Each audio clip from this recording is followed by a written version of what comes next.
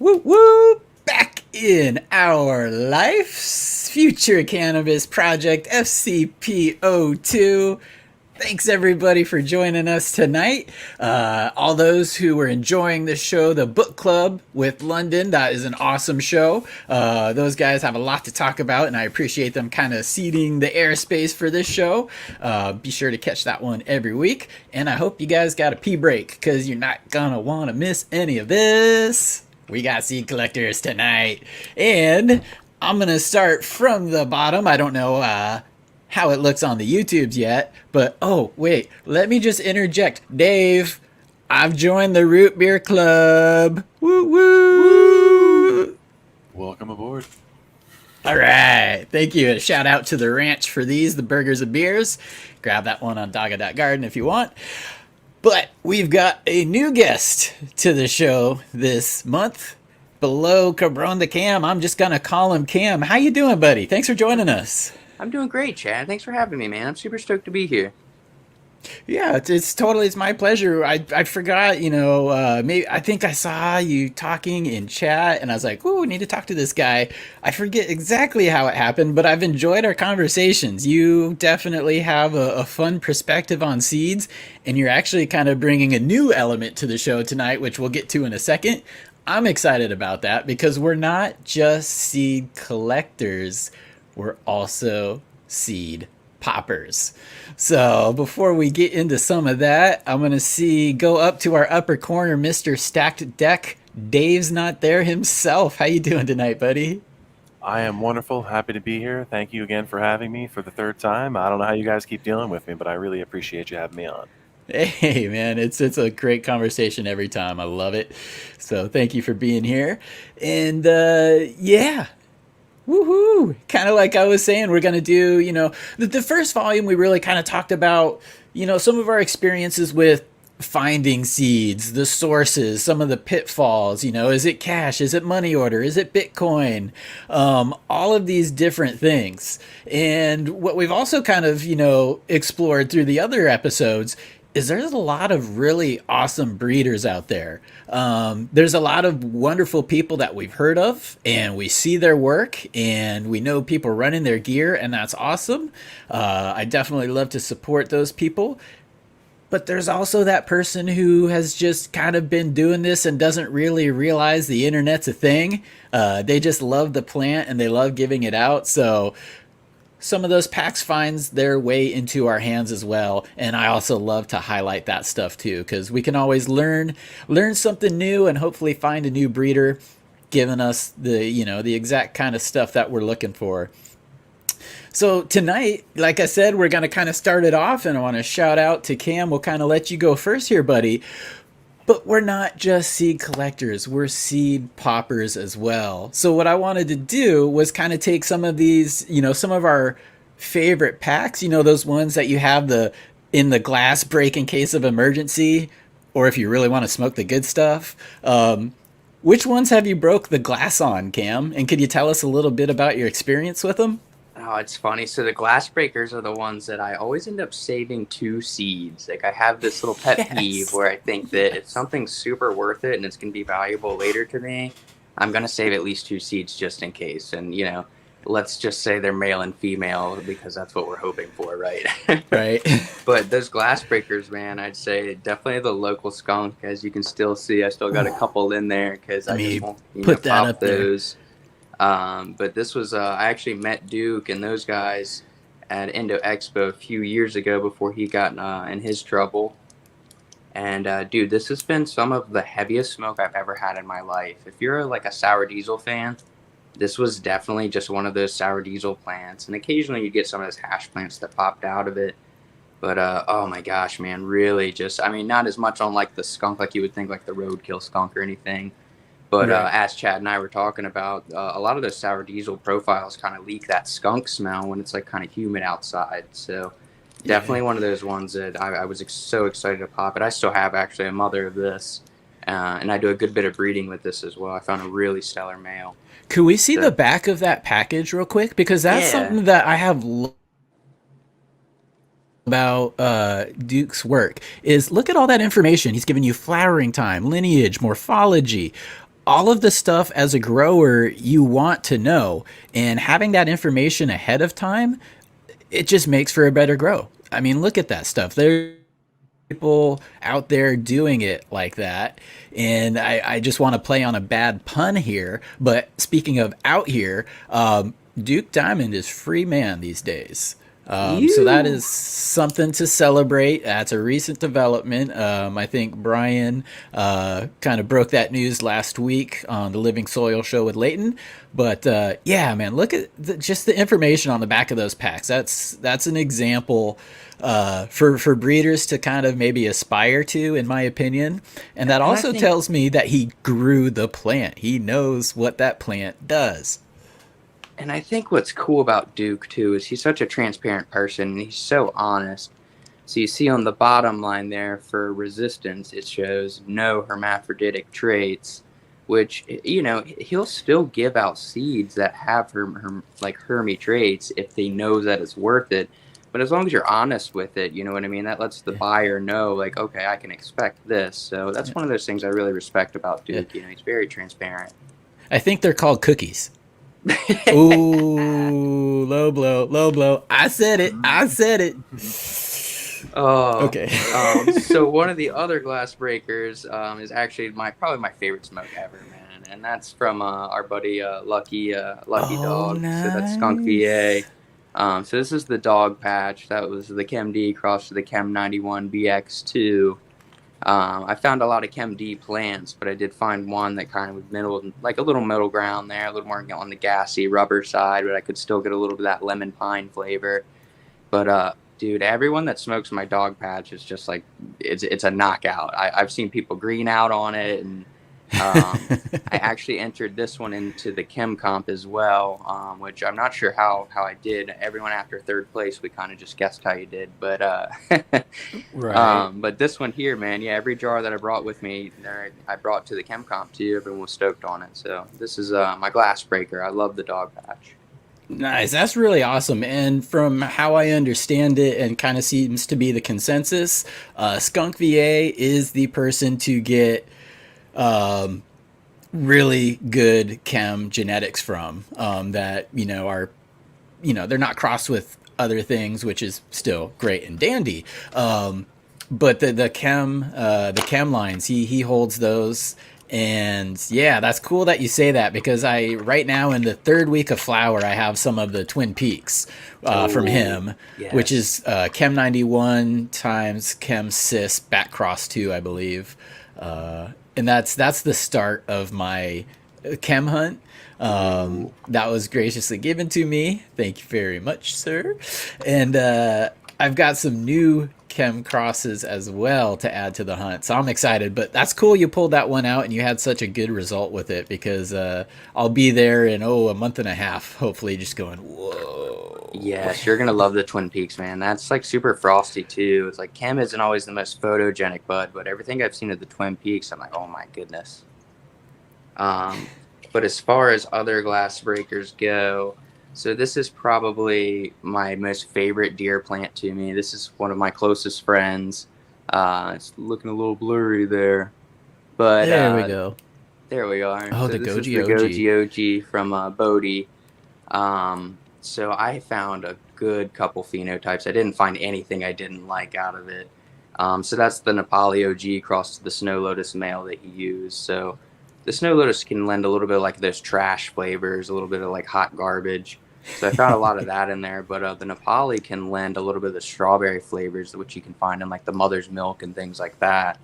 One of the more, I just say special plants, I actually found a semi-auto flowering plant that lends a very strawberry cream cheese flavor, and that's actually my favorite one.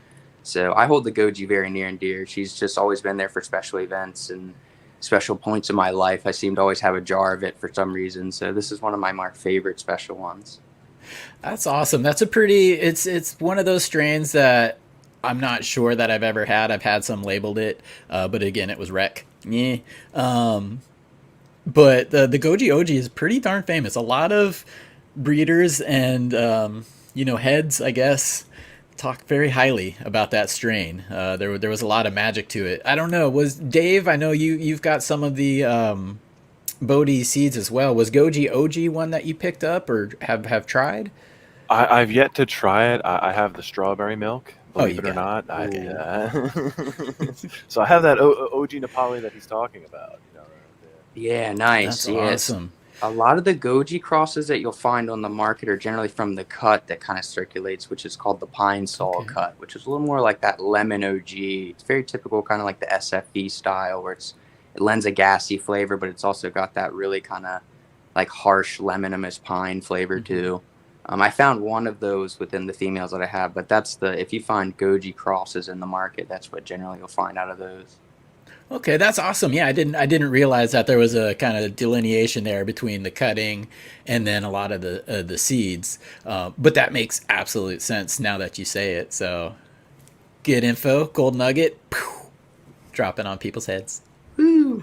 Yeah, I Yay! mean, those are probably my favorites that I have out of everything here that I've kind of gone through. Other than that, I'll say on a production level. So I work with a med grow in Maryland, and then I actually consult for a med grow in Delaware. And both of those guys grow the wedding punch, and this is from Seed Junkie JBZ. So this Okay. was the purple punch crossed to the triangle mint 63, which ended up becoming like I think that's what ended up becoming the Kush mints, or yeah, the Kush mints.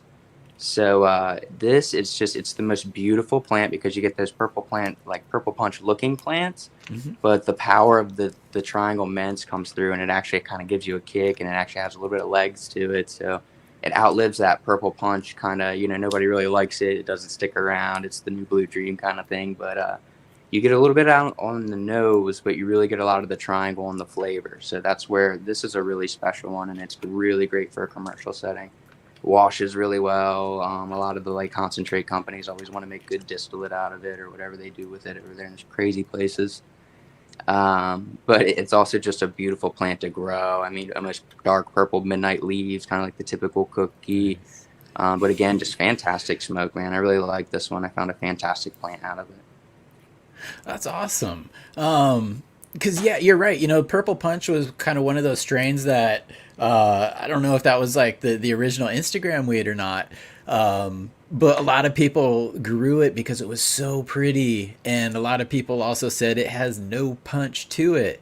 I personally like the strain. I grew it for a while. It wasn't the best producer for me, so I actually just cut it out of the rotation. But I can also handle stuff that's under 20% THC and still be happy. So maybe that 100%. was the deal. But that sounds kind of like the dream marriage there, because that really addresses the issue that people were talking about with Purple Punch. It's like, looks great, but there's not too much substance to it. And, Exactly. and Animal Mints hits. So yes, Yeah, I it's like said that too.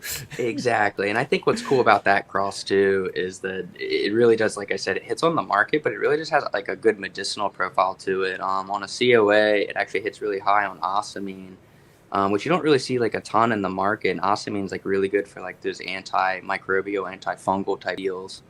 So I don't know, that's a really cool one, I think, for a lot of different reasons. But I think that's one of my special glass breakers, so to say. Other than that, I think recently in the past like year, I've got the sour best shit ever across Ancient OG from Green Bodie and Bodie, the collab they did for the Daliama. Oh, And this wow. is one of the more fantastic smokes. I mean, it's just like typical old school OG. And this reminds me of like the Master Kush, but it doesn't stack quite as much. The flavor on it, I mean, just the it literally tastes like a pine tree. So that's one of my Wow. favorite flavors. Obviously, you can kind of see out everything I pulled out. So this was That kind of a match made in heaven with that one. The plant's really funny though. It looks like it's real ratty. It's real dark green like spinach. So I call her Oscar the Grouch. But dude, the smoke's fantastic. What's the back of that? That's a really nice packaging too. I don't know, maybe it's just the shininess, but that looks awesome. I've Green Bodie has been a guest on Future Cannabis Project, a handful of times, and I've always enjoyed listening to him. I've enjoyed his approach to kind of, or philosophy, I guess that's a better word. He has a farm down in Oregon, and I go to Oregon fairly frequently, and was able to try 3 of his different strains there, and I was definitely impressed. So that's exciting that collaboration happened too. I remember hearing him talk about it, and I, like many other people, were confused on who exactly Bodie is. There's Bodie, and then there's Green Bodie. And the two, instead of having kind of egos about the situation, be like, I'm Bodie, they kind of laughed and said, hey, we should do something. So I thought that was a good story and kind of fitting to the personalities from what I understand. Yeah, absolutely. I mean, especially with the ego part that you were saying there, they literally put it aside and literally devoted that money to the Dalai Lama exhibit. So that's as far from ego as you can get, I believe. pretty much. That's awesome. I didn't know that backstory either, so that's awesome to share too. Yep. Some of the proceeds went to the exhibit that was just opening up that year. So that was really cool, to feel like you were a part of that as well. Yeah. We, a lot of times say vote with your dollars. And a lot of people doing this work don't have the 9 to 5, so it's really voting with your dollars makes a difference in this community. 100%. And with that being said, some of the packs that I should show aren't from like guys that actually cost way over $100 for some good seeds or anything like that. This is my good buddy Dan Kizay out of New Jersey. So he had made some next generations on the Mendo Breath, doing some fantastic selections, and he sent those my way. He's kind of working on a little bit of a Mendo Breath project. So I got original F3s from Gage, and then he sent me some F5s he did his selections on. So one of the more special packs too, where we ended up boothing up together just because he sent me these packs, and we've just become good friends over the Mendo Breath. So that's one of my more special packs as well too. I get really stoked that I popped these, and found a really stellar male actually that I still kind of hold around. I'm actually going to send him some pollen here soon. So one of my more fun, I guess, I wish I had found a female that I was really stoked on. Everything kind of, at the time I was testing stuff with bugs, and it just wasn't working out with rips, man. So unfortunately. So that was a really cool one I think I ran through. The male, it's a gorgeous purple pollen sacs on it. So one of those like more special males that you see pictures of. It's like not really interesting to see pictures of males, but that one I like to look at. Yeah, it's Mendo Breath is really. Mendo Breath was my 2019 strain of the year. It hadn't quite, at least on the West Coast, broken out yet. But yeah, I tried some of that, and I was just like, "Good Lord, this is great." Yeah. So, that's cool that he's worked with it and he's taken it further to maybe kind of, stabilize in a seed form something closer to what we smoke from a clone form. Yeah, absolutely. And Gene always talks about, me and Gene always has a good segment where like he doesn't get pissed if you make next generations on his seeds, so that you can just hold them around or that you can give them out to your friends and stuff like that. I think it's actually super important to do that kind of stuff, or else we're going to lose stuff, Yeah. Oh yeah, we've lost a lot. Just even in the time, at least in Washington, of the rec market, there's a lot of strains that they're probably around the country still, but there's a lot of things we just don't see here anymore. And you ask somebody, they're like, "Yeah, man, what happened to that one?" So that's super important. Yeah, absolutely, man. And something like on that one is the Black Lime Reserve F2s that I got from my buddy. Elegant Excellence is his name on Instagram. Hard one to say out loud, especially with Cottonmouth right now. But but the Black Lime Reserve F2s is really fun because, as most people know, the F2s really opens the lineup. So I was finding a lot of really cool plants. I found some lime popsicle stuff. I found some lime dryer sheet. I found some almost kind of funky garlic stuff with a little bit of some lemon on the back end. So a really cool, fun one too. I really enjoyed going through this for a sift. Yeah, that's gosh, I keep saying yeah. That's such a bad habit. I start every sentence with yeah. I'll try to stop that. But God, I almost did it again. And now I'm distracted. Oh yeah, phenotypes. When you're going through a lot of these, like those F2s, are you able to plant, just like a couple and kind of go through them slowly that way? Or are you able to, if it's a 10 pack, you're popping 8 because you're holding on to those 2 seeds? So it depends on what it is, and it also depended on the time period. So I got those quite a few years ago before I was like, I should start saving some of this stuff. So I popped all of those, and that was a trade I did with him. So he sent me like it was a little over 20. I think I did 22 is what I sifted through. So Nice. not the largest sift, but large enough that I found some cool plants. I actually the three females I was stoked on, I was actually the most stoked on the male that I had found. The male was the best male out of anything I've ever found. It Now, had what I was, vigor. go ahead. Oh, I think it you're had, answering the question I was about to ask. it's basically yeah. So it had a ton of vigor. It had that stem rub that everyone talks about. Like it just reeked of just like it gave off that secondary metabolite almost of skunk, but it also had like a body odor funk, like typical to kind of OG flavors and things like that. But man, it was one of those males that just never wanted to pre-flower on you, which is super important. I think that you should always take your males to clone because the clone is generally going to be the one that wants to show you the pre-flower more than the seed version would have shown you. So I took it to clone, and that I'll be damned, that thing didn't want to show flower at all until I gave it that cycle. So I really loved that male a lot. Nice, and that's good information too. I was gonna, kind of ask, what about the male? That's something that we always hear. What about the male drew you to it? But the vigor and then also the appearance is kind of what helped you make your selection there. Yeah, absolutely. And the female that I liked the best is what I actually matched it to, is why I originally kind of started to send it into the flower. And then after that, I was like, oh, wow, I actually really just enjoy this male. So I just kept the cuts around that I had of it. I made my F3s on the female that I really enjoyed that it matched. So that just kind of worked out in that sense. It was an awesome male to have around for a little bit too. Nice. So you're not necessarily disappointed when you pop seeds and you have a male pop up. Some people are just like, no. Other people are kind of like, well, there's potential here.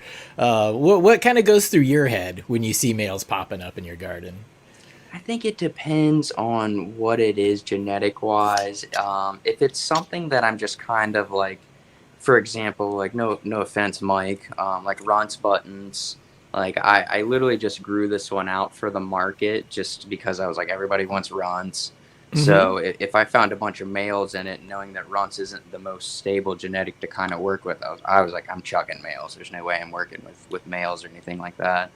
So I just sifted for a female that I just would use for smoke. So that one was kind of for that particular purpose. But for the other example of like Mean Gene's work, where like the Pina, it's like an F4. I found a male in that just was fantastic. It was also kind of similar in the sense that I liked from the Black Lime Reserve, where it had a ton of vigor. It actually stayed short and squatty, even though it was kind of bred outdoors for an indoor plant, which I was stoked on. And it truly passed the Pina over. So it just depends Nice. on what I'm going to save. So again, knowing that this was F4, it was going to pass something pretty stable along. I was like, I should probably use a male on that, and I should probably make some next generation on it in case I do enjoy the smoke. So that's kind of my method of thinking generally. That's cool, and we had kind of talked about the Pina a little bit too in discussions, because I picked up and actually still on. I just had the site up, Dog.Garden. I had that Black Lime Reserve F2 showing up there, but also we did a kind of one of the Dog.Garden breeder highlights the other week with the ranch, and the ranch has some exciting crosses with the Pina F4 as well. What? Psh, why are you trying to come at me like that, son? I love this kid. Ooh, there it is, the male, not the only one. But all right, all right. Nobody flexes on Dave, son of a. But yeah. So that was kind of exciting, and our conversation. I'm glad that we had it because it gives me kind of an expectation of what I might find from some of these cultivars and the kind of the flavor profiles that you had mentioned, and also that we talked about with the ranch. Yeah, that's right up my alley right now. And actually, oh, it's so perfect. I've got Mr. Toad had blessed me. I've got some stuff to pull out on you guys too. but I'm really kind of hitting both of my areas of interest right now. You got kind of like the sweet and fruity, and then you have the just kind of funky, chemi, gym sock, armpit type stuff, and that's a weird dichotomy is not the right word, but it sounds intelligent, so I'm going to use it. If you can spell it, you can use it. DIACH dicot. Oh shit. Okay. Anyways. All right, you're out of that one, buddy. I know. I'd have to write it down. I can't do this in my head. No. Well, dude, yeah, the pinas, man, you'll be stoked, dude. You'll find a lot of that caramel apple cider flavor that he was talking about. I ended up, he actually, the number 4, he bred it for the purple stem to find it, like, kind of be consistent throughout the progeny. And I found a ton of the purple stem. So like I was saying to you in the in our emails back and forth, it's super consistent. I mean, he just did a great job of blocking that down. And like I said, I actually grew that one out indoors, and it behaved extremely well. He's on a lot of he actually put some COAs of people were finding some CBD profiles in it too. So one of those ones that I consider like a true med genetic as well. That's awesome. That's what a lot of us are after. I don't know about you. I started, it was recreational when I started, but I didn't realize it was medicinal. It's kind of been medicinal the whole time for me. And, as my knowledge progressed, as my body progressed, I definitely appreciate the medicinal aspect of it. And I do enjoy my CBD. Was that, or actually, I know you're into CBD, but was the medicinal approach kind of what lured you to cannabis, or maybe even growing? For me, I was just a young kid. I was 14 years old, and I just was like Yep. dirt poor. So I was just like dirt poor skate rat, and my buddies and I, we Me all just like too. smoked. And eventually, we were like, dude, we can't really afford to keep like buying weed. Maybe we should try just growing it. So it was really funny. Like the first packs, I'll never forget it. I got, they were greenhouse seeds, man. It was G13 brainstorm haze is what it was. Nice. So it was like, and I was lured to that because it was just like a beautiful pink picture, and I was like this young kid. I was like, pink weed? Are you kidding me? And then I got the Citral Skunk. So that was I think that was from Mr. Nice. But man, I just remember like I just was kind of lured to that just for the aesthetic, and I just kind of was like, I have to do this like for this to support my habit essentially. You're right. But it's funny, it made life easier for us like poor ass kids that were just like skating around this town, like in the town that we live in. So we're about 2 hours from Baltimore area, and it's almost just as rough as Baltimore. So it was just like our way of like, we didn't realize it, but the same as you were just explaining, like we were recreationally smoking, but the whole time we were medicating. Like it was helping us kind of get through these like weird times that we were growing up in, So I've just stuck with it, and it just ended up becoming my passion. And a lot of my buddies, quote unquote, grew up and all that kind of stuff because where we live, it's super prohibition. So it just was like insane for me to kind of keep running with it. But so here we are today, explaining all the packs I've kind of, in the past few years, I just started saving my packs, but there was a ton more before this in a time where you couldn't save your packs, and there was no fucking way I was having empty packs of seeds laying around my house. Yeah, no, there's been times where I had to go somewhere, and there's no way I was keeping any packaging with me. No. As much as I wanted to, for just like the awesomeness of it, the memory of it, packaging was in the trash can, man. So I feel you there. And, like burn it up, right? Get it out of here. Rip it up into small enough pieces so, because they all go through your garbage and put shit back together. We all know this. We've watched TV. Every single one of us, they're watching us weed guys. Yeah, but it's funny you say you were talking about the CBD medicinal side of it. So that was actually my venture this year. So other than working with those med grows, I decided I kind of, I'm going to probably piss some investors off here. I was tired of growing booth and wanted to go off and grow some craft of my own. And I ended up doing some hemp because that's all I can obviously get a license for. And I grew some stuff from Alpine Genetics, some CBG and some CBD profiles.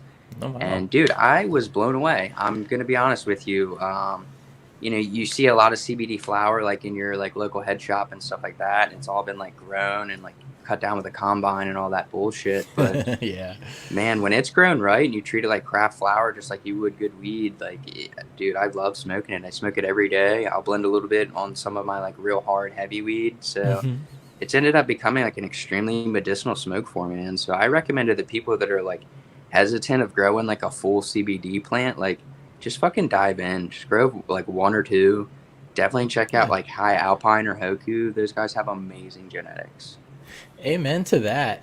Are you able to pull like a wide variety of flavor profiles off of that? Because I mean, if we think about it, a lot of people, at least in like the CBD market, they have no problem smoking like a sour tsunami, which is usually 1% or less of THC. So it's essentially hemp. Oh, 100%. Yep. But are you able to get, you know, like the different flavor profiles, like, oh, this one's maybe a little floral or a little So gassy? what I find with CBD profiles is they're generally all extremely myrcene dominant, just like you kind of see in like a cannabis COA, but to the extent of you just really smell a lot of citrus on a lot of things. And then the more purple that you find out of like CBD varieties, you can really smell that kind of almost anthracene flavor, which is almost a little sandalwood. You almost That's where you can find a little bit of changes. And I think it's the degree and almost like that anthracene where I saw in the Pink Panther, where really dark purple buds were super woody smelling like your typical hemp, which I'm not a fan of. But the more lighter shades of purple, I was getting almost bubblegum flavors on the mango flavors, which was Wow. fantastic. And then some of the more lighter green profiles, I was actually getting like still mango, like I said, very heavy myrcene. But I was almost getting like a bodega, like the bodega bubble gum, where you almost actually get a grape on the back end on some of the phenos.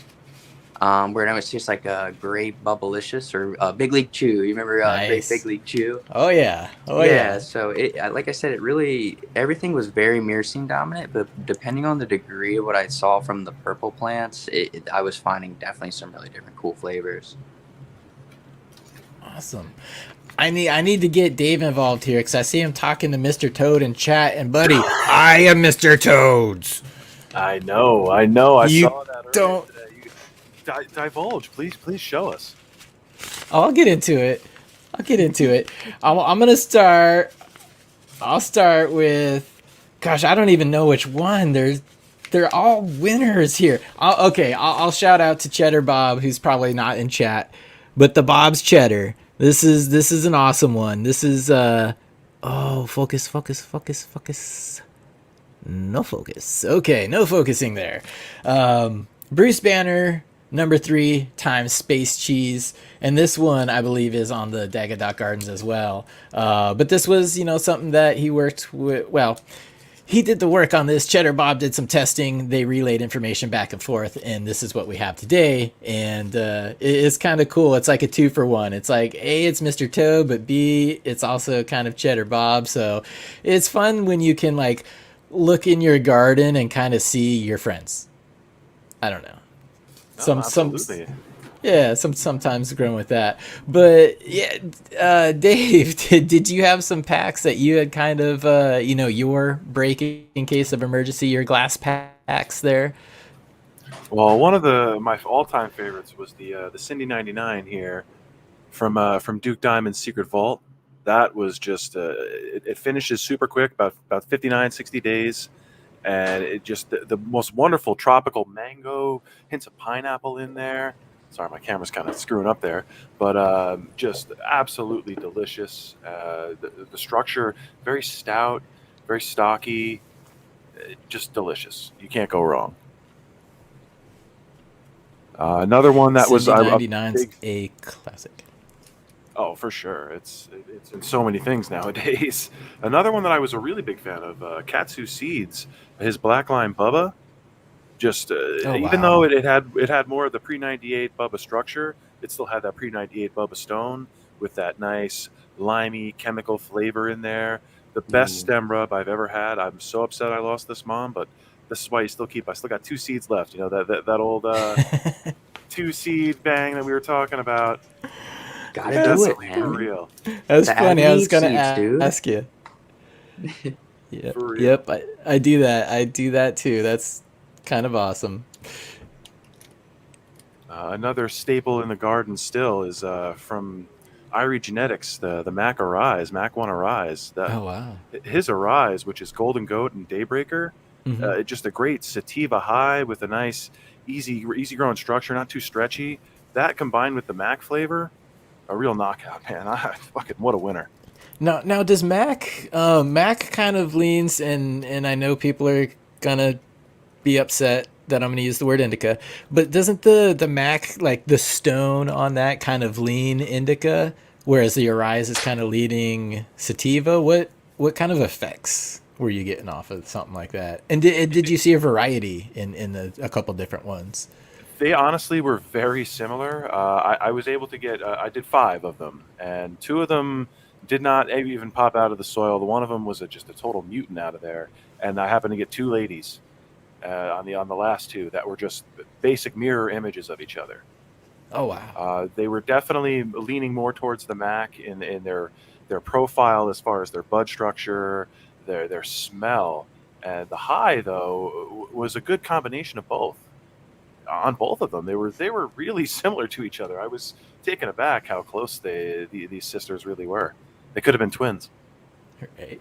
And that's the point really of good breeding and working lines, is for people like us on the back end to be able to get a pack, to put 5 seeds in and get 5 very similar expressions. On a commercial level, that's absolutely imperative. You can't, or you don't want to pheno hunt with different types of plants in a big room. So sometimes, at home we do that, or like on a craft level we do that. It's fun. That's kind of how you find the next thing you're going to work with. But I also appreciate when you have a limited space and you're planting, 5 of something, that it keeps kind of a level canopy for you too. So that's good to hear. Irie Genetics, I've grown them myself. I've been impressed, and I've always heard good stuff about them. So you're kind of having the same experience too. That's cool. Definitely. Another one I was a big fan of that I even actually used to make my own seeds. I brought this to F2, and I'm going to continue further in the line, on its own. But this was a Katsu Jarro from Mean Gene, using the Katsu Bubba Kush and the Jarro, which is pretty much a mirror. It's very close to the root beer itself. The only difference being it's using sour diesel as opposed to the headband in the root beer. Hit with the Hollywood Pure Kush and the Hindu Black Affy. That's what makes the Jarro. The sour diesel, Hollywood Pure Kush, Hindu Black Affy. But you took that to F2, and I've got a bunch of seeds, and I'm excited. Up. Yeah. I'm flexing on you with something that's probably very familiar to your hands and label maker. Yes, it is. I hope you get something nice when you get the chance to hunt for this. Yeah.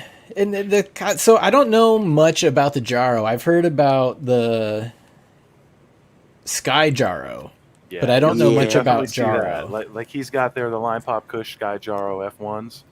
There you go. Oh wow! So the Sky Jarro, he just threw the same Skywalker that's in the Sky Cuddler Kush into the mix. I think he threw that on the male Jarro that he had. So that's the F1 that he uses, the male on that Line Pop Kush that he likes to use. So really excited to get into that one at some point, because this is an F1. So find a little bit of both, and maybe hopefully something in between. Oh, for sure. Yeah, he's got cool packaging, and on top of that, he's got excellent handwriting. He does, dude, doesn't he? I He said the does. same thing, actually. And it's consistent too, because I've seen it on many packs, and I'm like, that's the same handwriting. Hey, we Good were just job. talking about Mr. Toad there, so got to show my respect, man. Oh hell yeah! Oh, the haze for days, Dude, Heck yeah, I'm a sativa lover, so I'm stoked to get into these. That's gonna be awesome. That's definitely a crowd favorite. The haze for days.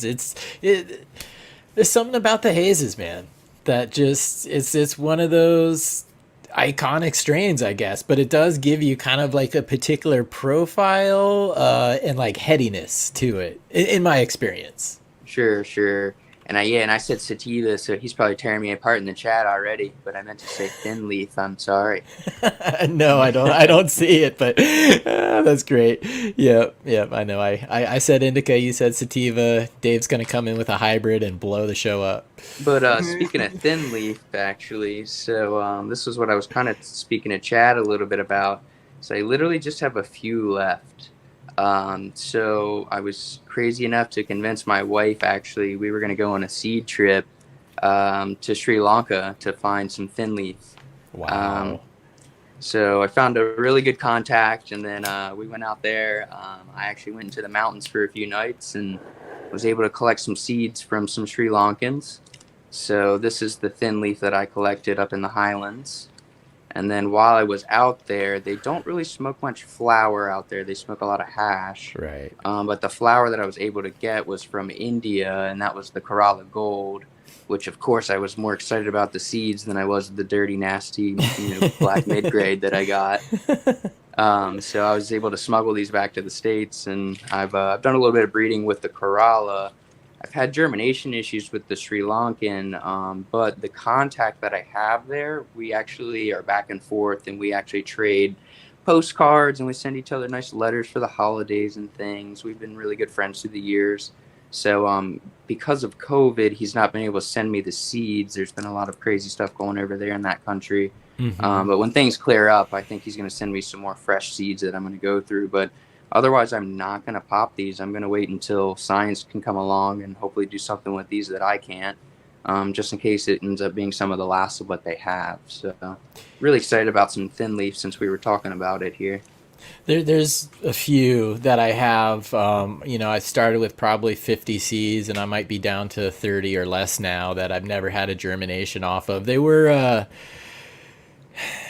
from a person who passed away that did really big stuff in the 80s. And who knows how they were stored over all these years. We came across them when we were cleaning the garage out. So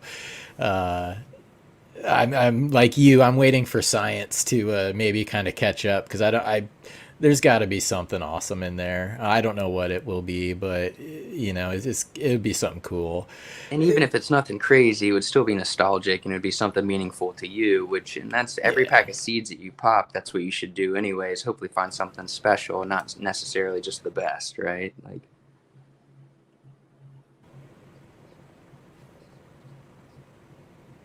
Yep, definitely. And let's see here. Oh, Dave's popping something on there. I was gonna ask real quick, or actually, let's go up to Dave. He's got more of the Sky Jarro crosses there. Okay, so the Josh D, which is a Kush, OG Kush. He just laughs at me. He doesn't answer anymore. I think I might be having some Or maybe internet his issues, mic guys. cut out. Oh, okay. Looking good. I'll come back to you. Let me know when it's going good for you. I did have a question for you too, Cam. With those, I've never gone to India and grew out a first generation seed. Was there anything that surprised you about like the morphology, or maybe the flowering time, or a unique terp profile? The flowering time. The shortest flowering plant I found out of it's been 22 weeks. What? And I've grown plants that have gone 26 to 28 weeks. Like 26 weeks was, I think, the longest I've gone, and I knew it needed to go at least 2 more weeks. I was just going away, so I couldn't do it. I was like, oh fuck, man, I expected this to be done a little while ago. Yeah. But yeah, crazy plants, dude. Like the most vigorous plants I've ever grown. They obviously don't like to be indoors. Definitely found some Hermy traits. So the ones I selected out of those, the male through Hermy like super bad, so I just had to cut him. So that's what that Black Lime Reserve F2 came into play. That killer male that I had around for a while. I hit that with the Kerala. That way I could preserve some of those seeds. So that's one of my favorite crosses to grow out. And what was cool too is it kind of tamed the flower a little bit. I'm finding a lot more of those kind of 22-week flower plants. So every once in a while I'm feeling a little gutsy, and I know that I've got some time. I'll throw those out there. But they're definitely a very crazy plant to grow. The smoke is very, very trippy. Like it's not like a very typical, like kind of like short, broadleaf plant for sure. It's very like you're not sure if you're stoned as you're smoking it, and then you stand up and you literally feel like 2 feet taller than you are. Like it's almost kind of hard to walk. It almost feels like you're like super drunk, but you don't feel sick. You know what I mean? Like, so like sometimes like, so I'll smoke in my basement, and like going up the stairs, dude, it's like a fucking trip. Like it's like I gotta hold on to the handrail. So like I've heard people describe like some landrace or heirloom weed basically as like a tequila high. So I think that's how I like to describe it. But very woody. It definitely tastes very woody. I had a few that kind of had like that island kind of like tropical mango profiles that you get, like this high myrcene. But definitely like woody is what basically pops out. And then everything that I find in the Kerala Black Lime Reserve, it's all Kerala. Like no black lime comes through at all. It's very, very dominant. It's cool that you're able to have both sides of the lineage individually, that you've kind of grown out to see where some of the expressions are coming from, because that you know, that could be a crapshoot for some people.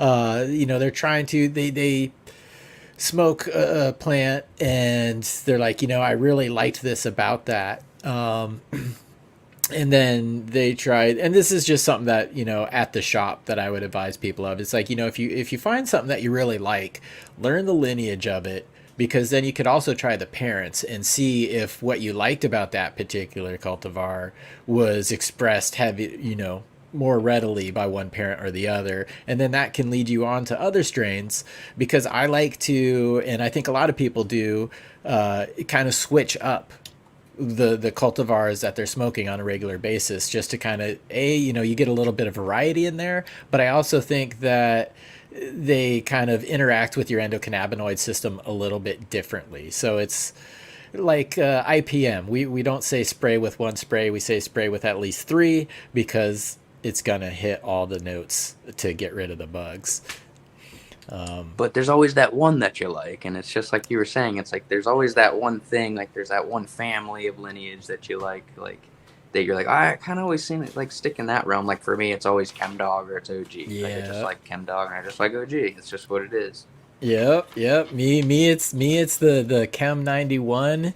That's why I was stoked about the Twin Peaks cross, and that's why I'm stoked about Toads 91. It's the Chem 91 times the Ghost OG times Chem Dog Special Reserve. Wow. You're getting popped. Wow. Yes, you are soon.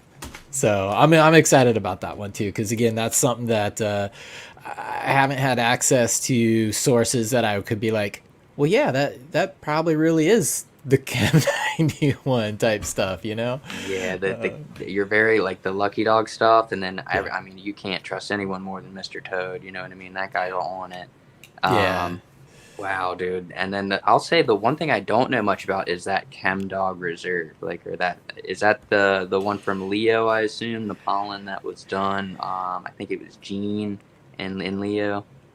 I'm not exactly sure on that. Maybe it looks like okay, Dave's got it. Actually, Dave, you're piling up there. You're like a blizzard of seeds. What is going on up there? A blizzard of seeds. Yes. I'm just going through some stuff. Honestly, I kind of want to put a poll out there, because I've got some space opening up, and I want to see what people think I should pop here. Let's let's see if anybody in chat, that purple unicorn, dude. You should get into that for sure.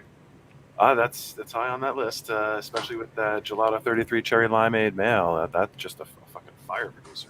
That was what one I was going to throw out there too. I threw the Runch Cherry Limeade, or the Runch Gelato 33 Cherry Limeade, and that was just one of my absolute favorites. What a fucking champ! What a champ! Did you find like some variation in there? Because I know that Runch typically tries to take over with a lot of stuff. Honestly, that Cherry Limeade seems to dominate. Wow! It really took on a lot of that gas, a lot of that. Not so much of the cherry, definitely more of that lime gas in there. But just with a little bit of a roundness, of almost like a doughiness that I kind of get. That okay, sure.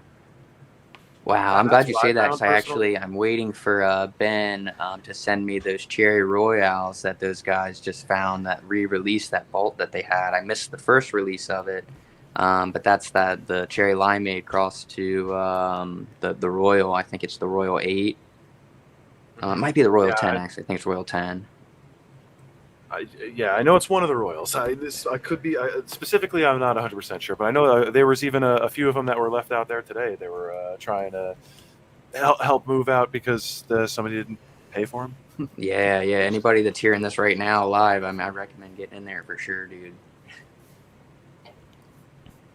There's some good stuff here. You got the Sky Cuddler Kush OG Jarro with the Pure Kush Black Lime number 4.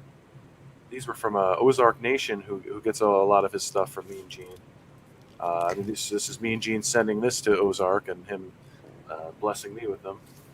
But that's one I really think is going to get popped. These two, this NL5 oil can Coca-Cola root beer from Lime Rising, Nick Risden, that's something that's definitely going to get popped. I know that's special to his heart, using the NL5 oil can for Mean Gene.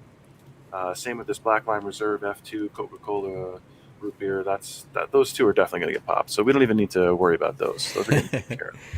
Good, yeah. I'm definitely on the top of my list in the new tent. Well, on the list, the short list of getting popped is some of these burgers and beers. I've got to dive into that. I've not experienced a root beer turt myself. Of course, I've never been handed. Get out of here.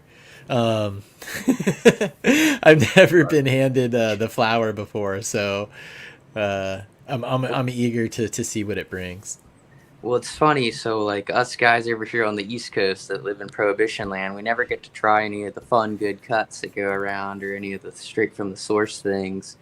So I was actually lucky enough to actually try some GMO from Skunk Farms. Oh, nice. That's what won the Chem Dog comp, actually. So when he won, he walked around and he gave everybody a jar, like a little bit of nug and a bunch of seeds.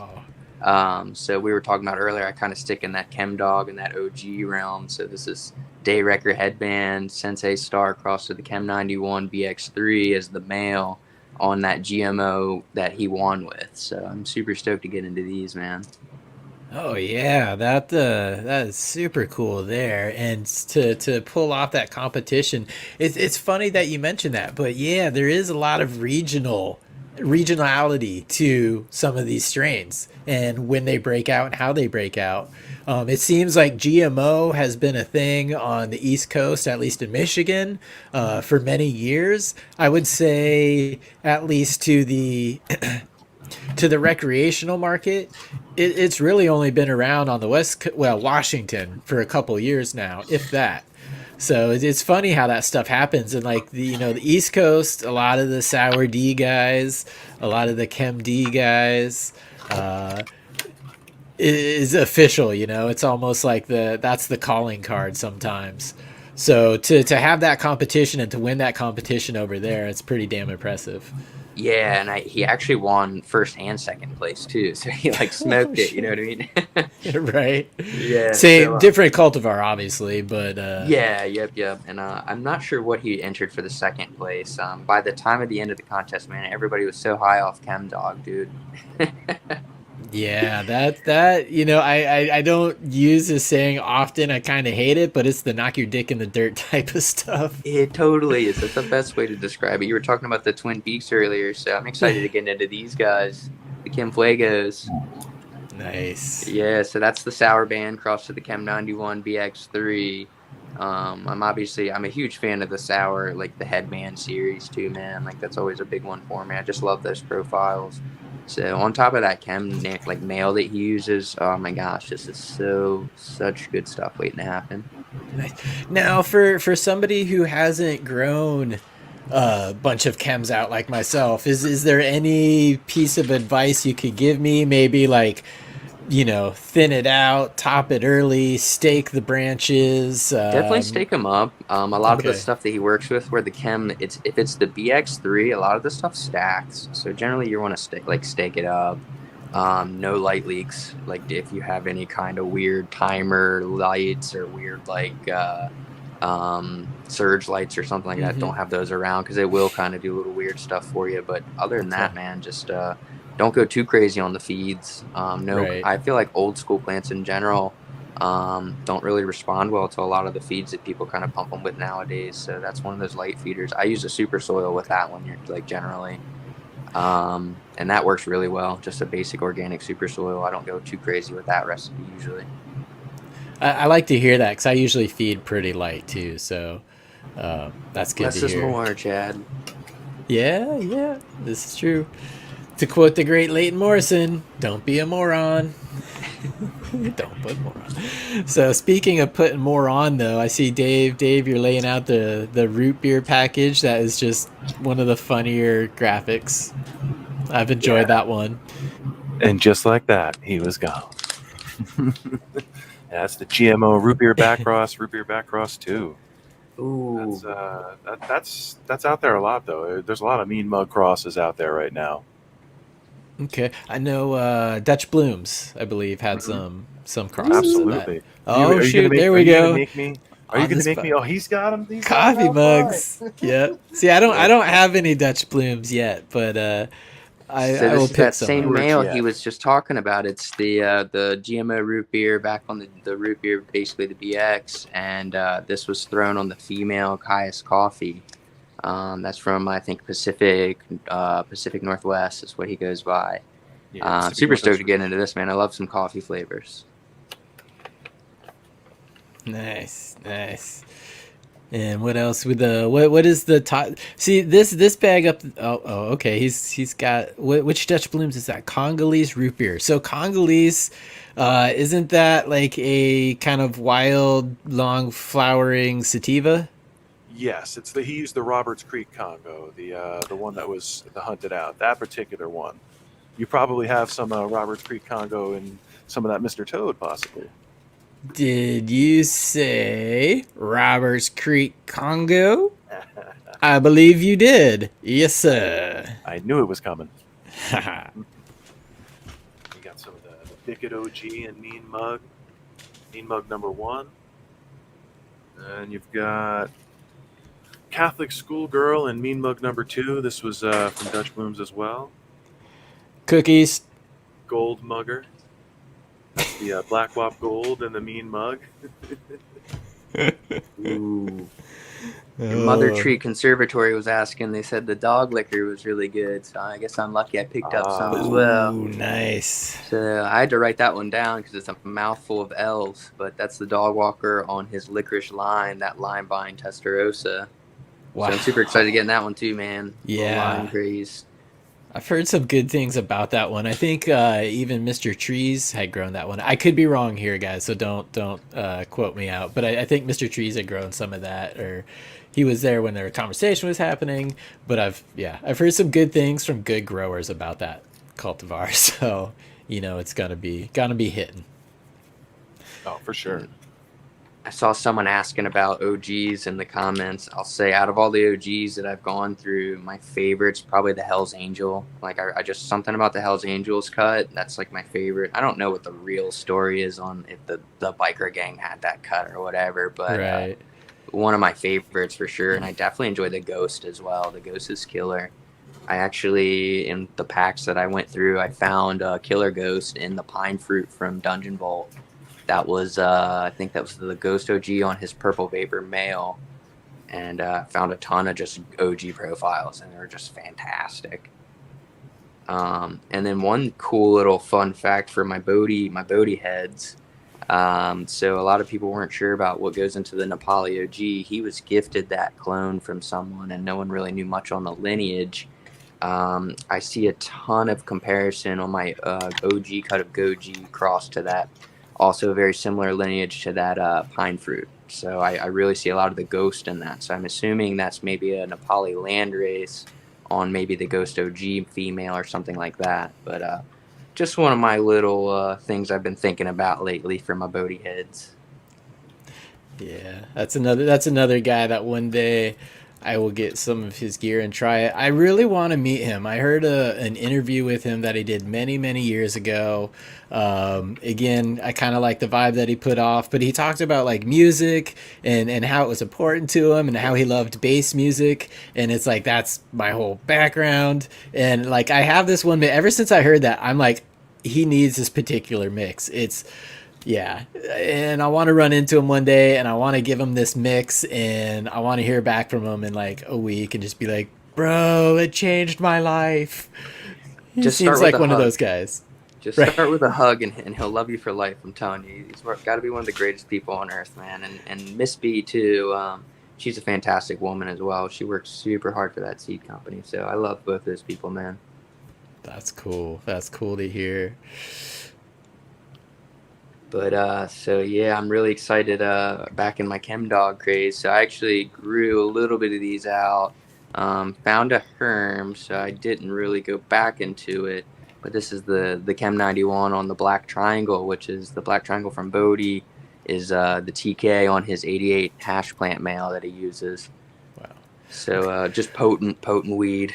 Right. And when you say, you found a herm, was it like one or two little sacs on the very lower spots, like third week of flower, or was this like popping up on This was every branch, like even just one, but multiple locations? I popped 2 seeds, and then one didn't germinate at all. So the plant that came out looked like a male. I was just kind of playing around with it to compare it to the dog patch, the Chem D on the Chem 91, to see if it was kind of similar in chem profile.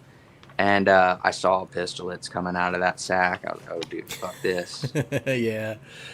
So it was that's kind of funny because we always picture it the other way. We always picture like the little pistolets and then the balls dropping, but no, it can go the this other was, way. I thought it was a male, and all of a sudden white hair popped out. I was like, oh, shit. And that was actually similar experience that I had with the Corolla, funny enough, that I say that out loud. I didn't think about it. But yeah, I saw the male sacs first, assuming it was a male. And I was all stoked because I was like, all right, cool. I'll put all the females I like. We'll do an open pollination on the females, essentially. And then I saw the pistolet pop out of the bottom bract. And I was like, what the fuck? Like, yeah. Like right when you're excited, you're like, all right, cool. Hopefully she's going to dump pollen soon. And then bam, Disappointing. Yeah, that would be disappointing. But that's the funny part about running 20 plus week sativas is I had plenty of time to put another male in there. Yeah, right? Oh my gosh, I can't I've never run a strain that long, so I can't imagine the commitment to that. I'd imagine it would have to be a big container. I hate to sound like an old stone or something, but you should try it, man. Just stick it in the corner of your flower tent. Right. I have a Santa Marta haze, which is it's supposed to be like a 15-week flower, and I've kind of balked at that. That's only 3/4 of the way there, but I do have that, and honestly, if I had an outdoor environment that gave me that length of time, I would have done it by now. But I don't, and so I've really kind of held off on those types of things. But it's on the checklist. Yeah, and it's like for my indoor growers that are interested in growing like thin leaves and stuff, the best way to do it is just as soon as you germinate those seeds, you get to that 3rd or 4th internode that you're generally like starting to look for, pinching or anything like that. Just flip it right to flower. Just go ahead and send it right to flower. And don't be scared to prune that sucker when it goes into flower those first 2 or 3 weeks, So Okay. that was my experience, at least with the Corolla. And then I also ran the Golden Tiger from Ace Seeds. I actually still run that cultivar over in the Maryland grow. She finishes about 16 weeks, so it's a lot more tamed. But again, you really have to basically send it right into flower after you put your clone max out. So that makes sense, and that's I would probably have to do that, and I would still probably be like, I'm gonna run out of room. But the lemon sunrise from Irie Genetics was one that I'll absolutely grow that again outdoors, but it took over my small little space, and the buds were rewarding, so no complaints. But it got a little bit bigger than I wanted to, because again, I worked in a commercial facility, so I know how tight you can actually pack these things. So I tend to do that I tend to do that as well. Let's see what Dave's got. Yeah, there we go. The Lemon Jeffrey times the Arise. That's a good one right there. Yeah. And what was that other the Mosca you had up there too? ooh. I didn't have a Mosca up there. I don't actually have any Mosca seeds. Are you talking about the Snow High? Or Snow High? There we go. Sorry, I confused the logos there. Yeah, well, no worries, no worries. It's Jamaican blood knot, the Panama red Jamaican lamb's bread. Because At that does least, not sound like a fast flowering. But no, I'm sure that's going to be at least 16 weeks of flowering. At least. Yeah, that's what I'm expecting. Yeah, the Snow Hive got his Devil's Poison. It's just basically a Derb BX. So I imagine that's hopefully going to go really long. If it goes less than 14 weeks, I'd be pretty suspicious. But I really have no idea what to expect out of the Snowcap Delta PK cross to the Uzbekistani. Uzbekistani's new territory for me, man. right. Yeah, I've got a couple myself with that Uzbekistani in there. Got the narrow leaf Afghani Uzbekistani black Congolese, and the Hawaiian pure Kush Uzbekistani, where he says, "Please make more." Now, do either of you guys know maybe a little bit more of the story, just like behind the breeder or how they source some of these genetics? Because a lot of these are, to borrow a popular term, they're rather exotic. Oh, absolutely. It depends on who it is. I think as far as Snow High goes, I think he just has like good sources like overseas, and he just kind of keeps in contact. But as far as like Bodie and stuff like that, I think Bodie, a lot of his stuff is he goes to the source. And then of course, everybody loves Bodie. So if someone travels, they're like, "Hey, Bodie, I got these." Right. That's a good reputation lands before you do. Speaking of which, I think I'm pretty excited to get into this. This is Two Birds, One Stone. We were talking about Bodie and some thin leaf. So this is the Destroyer cross to Wookiee. The Destroyer is a very interesting plant. It's from Canobiogen. So that's the Mio Thai cross to a Colombian Mexican that apparently is a pretty early flowering sativa. So I'm not exactly sure what to expect. And then, Bodie's Wookiee's pretty awesome male. So it's an F1, so I'm excited to see what I get. Most of Bodie's works in F1. I mean, Raver Dave, I almost feel like I have to have that myself. Yeah, I guess I gotta send you some of those, don't I, Dave? Not to do that, but we had one vote there for you. We had the Do the Devil's Poison from Evergreen 408. Says that's an excellent one. I will have to get in there then, huh? What kind of profiles were you finding in there? Yeah, let us know in the chat, Evergreen. Let's see. I'm trying to keep up there in the chat. Failing. What do you got up there now, Dave? Chocolate Thai times the Keeds Cherry Kush. Keeds Cherry Kush. What? I'm not familiar with the Keeds Cherry Kush. Do you know? It's a Cherry AK-47, I believe. Okay. Wow. Yes, it's out of Michigan. I forget there was an OG male in there too. That's escaping me, but it's a proven cherry terp profile male that does pass it on. So I'm intrigued to get the chocolate Thai combination with that. And that cherry AK I know is in this cherry headband with the Black Lime Reserve. That should be another excellent fucking winner too. Yeah, and I think I just actually heard the story on I'm not sure if this is the same exact cherry AK, but the AK was 1,000 seed sift. Wow. And it was it's just Afghan Kush. So it was everything they were finding was earthy, gassy profiles, and out of 1,000 seeds they found one that threw off these cherry profiles. So I don't know if that's the same one, but I had just heard about that, and I was like, that's fucking insane, actually. Now, have they ever tested that one for CBD? Because I remember way back, and probably still to this day, Adam Dunn would swear up and down that CBD has a cherry profile to it. And for a minute, through suggestive bias, I was kind of on some of my CBD strains, I'm like, yeah, I could get a little cherry there. So I don't know if that has anything to do with that one, or if you guys know if there's any CBD in it. I'm not sure on that, but what I will speak on it for the CBD realm, a lot of the hemp varieties derive from a genetic called the cherry wine. So I wouldn't doubt it, man. I mean, that makes good sense to me. Okay, yeah, when you put it in that context, Totally. And I mean, like, literally, like, I think almost 80% of hemp cultivars have the cherry wine in it somewhere. 'Cause it was one of the first, like, when a lot of the pilot programs went online. It was like the mass producer, like there were just cuts and clones of it everywhere. It was the saturator basically for the market. Yeah, that's exactly what as far as what I've seen into it as well. Okay. It's definitely those cherry profiles. Now, Ooh. what in Cam in your state? What is the differentiation of hemp to cannabis? In Washington, it's a .03 or a .3 THC, which I think they're raising to just like 1.0 THC. Yep, that's what it is in Maryland as well, man. It's Okay. 0.30.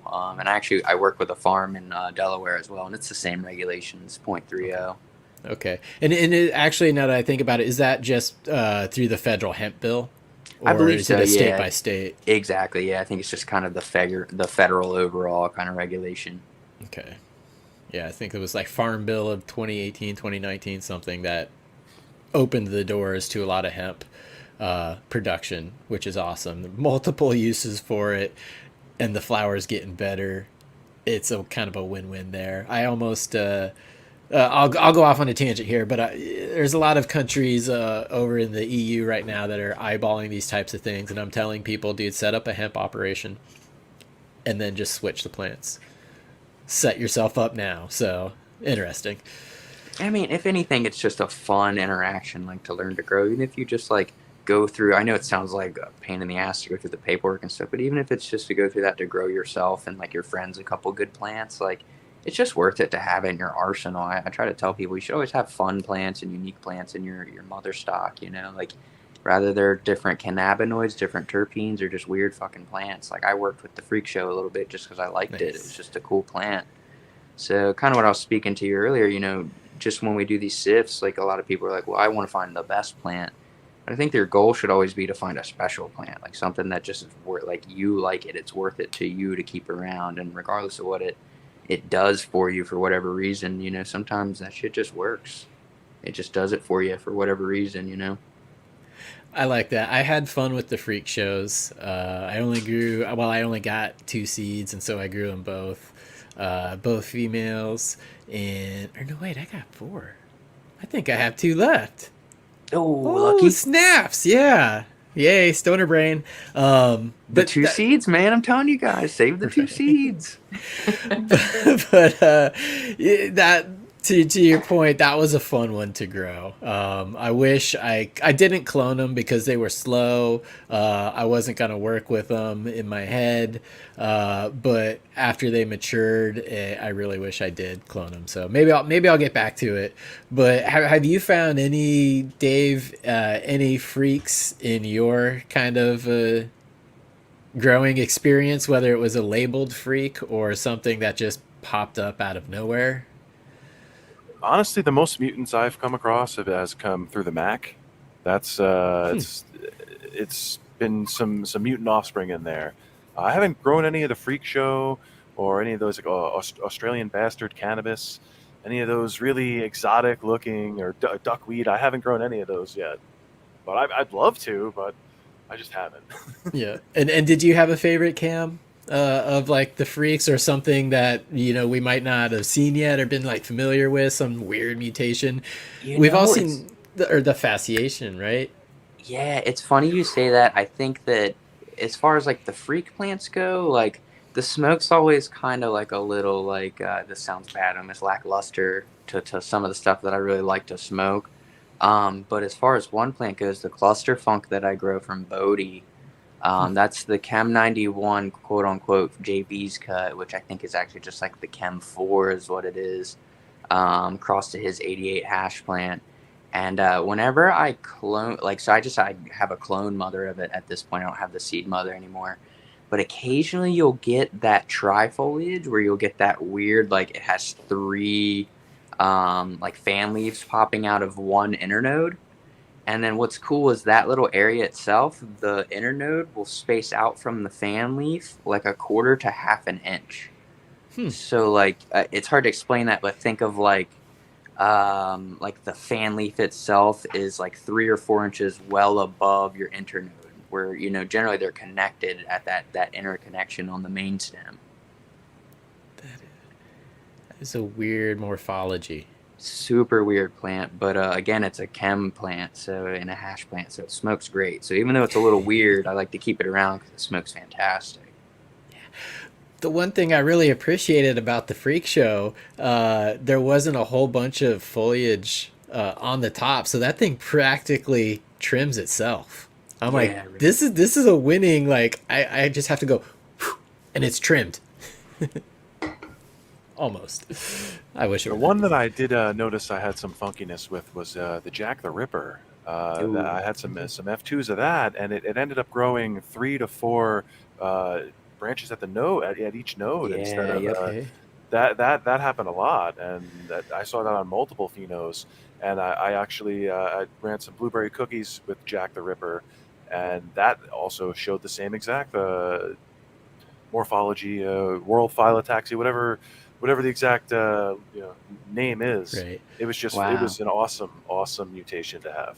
You know what, Dave? You might have just bridged a lot of questions people had. So, like, I guess that whole ChemDog family, like, it kind of seems to share that profile. Then, what was someone had mentioned like a while back? I think it was like basically they had a question on if the ChemDog had any tie in it or something like that. And that tie does that trifoliage, from my understanding, the Mio tie. So I wonder if that has anything to do with it, boys. I wonder if the Mio tie's in the ChemDog. That would be interesting. Speaking of Chem Dog, I smell OG. Chem D, time space cheese. Boneyard. Booyah! I'm getting good at that. Yes. He was just talking about the Jack's Cleaner. So this was gifted to me by an old head local. This is the Jack's Cream. He says that some old guy, he's like 50 years old, just keeps making next generation stock on these seeds. So he just hooked me up with a bunch of them. I think I gave him a bunch of the Magic Melon from Humboldt, like a bunch of those seeds. And he hooked me up with this Jack's Cream. I know absolutely nothing about it other than it has Jack hair in it. And don't know what the cream side of it is, but I think it's pretty cool. If anybody in the comments knows, I would love to know the cream side. That's cool. The Jack's Cleaner 2 from TGA was the first, like, for lack of a better term, professional breeder clone that I ever got.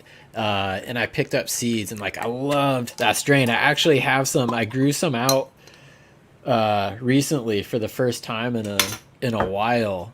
And so I'm like super lemon. Like this stuff, it eats the it'll eat the It's that rubber on the rim of your jar, right? Yeah, it'll eat that rubber on it. It's so like lemon cleaner.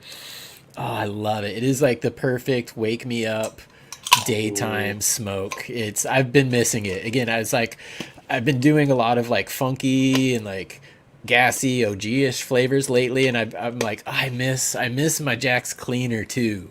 I miss that lemon, and I'm so happy to have it back, and I've still got it going. And yeah, and it really is spot on with the flavor too. Like, it is a cleaner, and it just has that lemon profile like a cleaner, you know.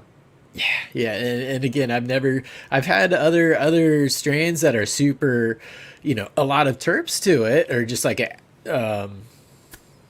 oh gosh, like I guess a cleaner profile to it, astringent profile, but I've never had them eat the rings like that strain does all the time. Rest in peace, Sub. Mad respect to Sub. I think the first thing I grew from Sub was actually the Agent Orange, man. I really loved that. Nice. Like, I think a lot of the stuff that he bred was real terpy, like that was spot on, a bunch of oranges. That was the first professional breeder seeds I actually picked up, was the Agent Orange. TGA was in the Washington medical system in the dispensaries there. Thanks, Jake Proof. Big ups to that guy for that. But yeah, I mean, that's how I got started with that stuff. So that's cool. And those are those are the fruity, like, they're the smack you in the face type of flavors. Like, there's not gas in them. They are what they are, and there's no mistaking it. Like, if somebody were to hand you a jar of Agent Orange and you go, if it's Agent Orange. And what's cool about that era and time too is like all the good names for genetics weren't taken up. You know what I mean? So like they could name it spot on to what the flavor was. So you're like, oh hell yeah, man, it's definitely like a lemon cleaner. You're right, dude. Like, back when names meant something. But yeah, right.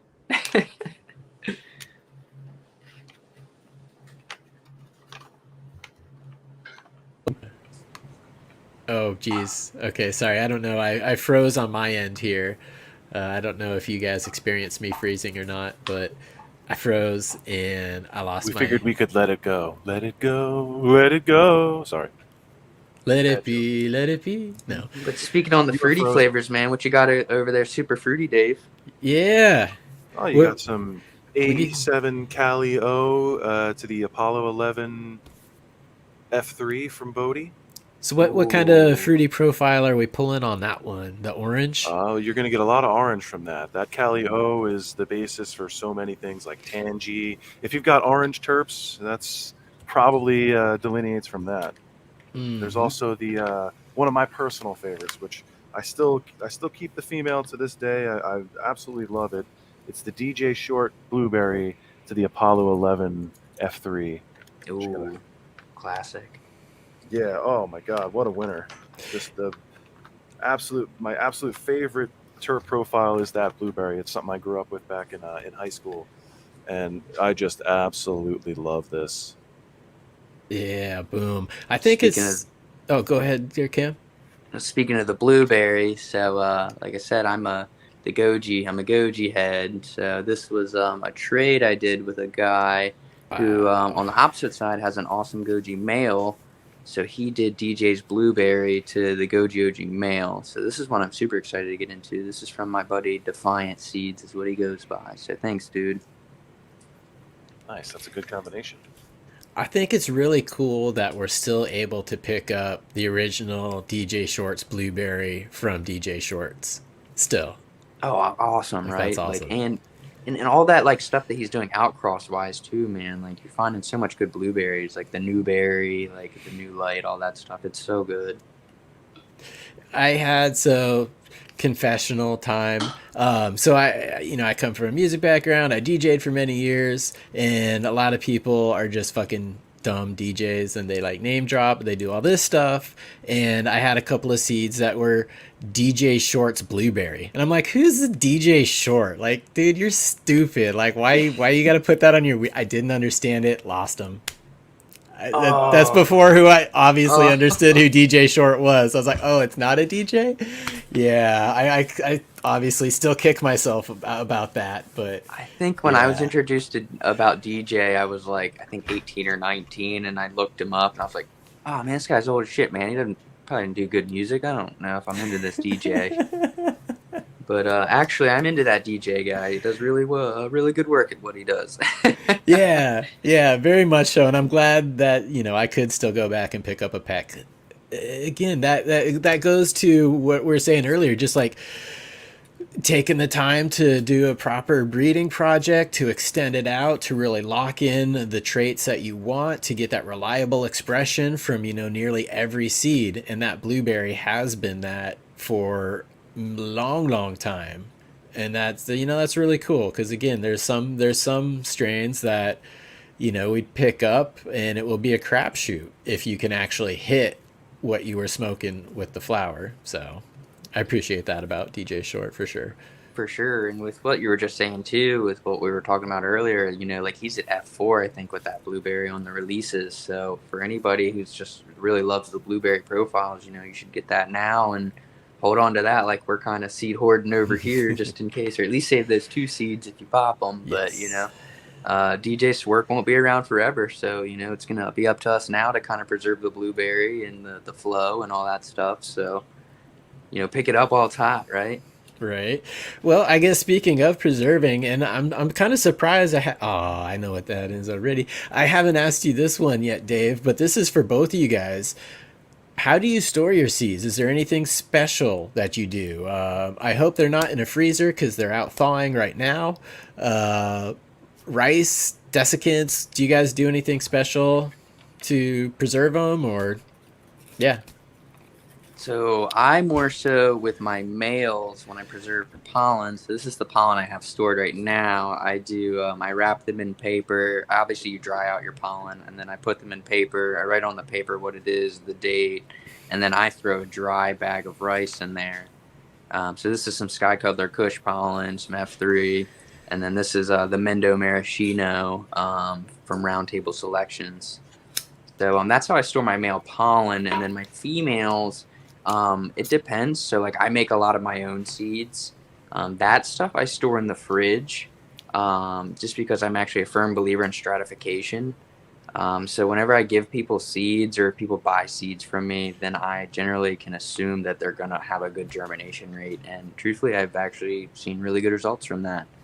All of the stuff that I buy from people, I don't put it in the fridge yet because I worry about situations like what you had just mentioned where I pull them out to trade with people or to, show people like, oh, I've got this. Do you want to, have some? And all of a sudden they're sitting out in the warm air when they were in cold air. So it just depends what I have and what I'm doing with it. Cool. Good answer there. Stratification too. That's important to look up. Dave, you've got the okay.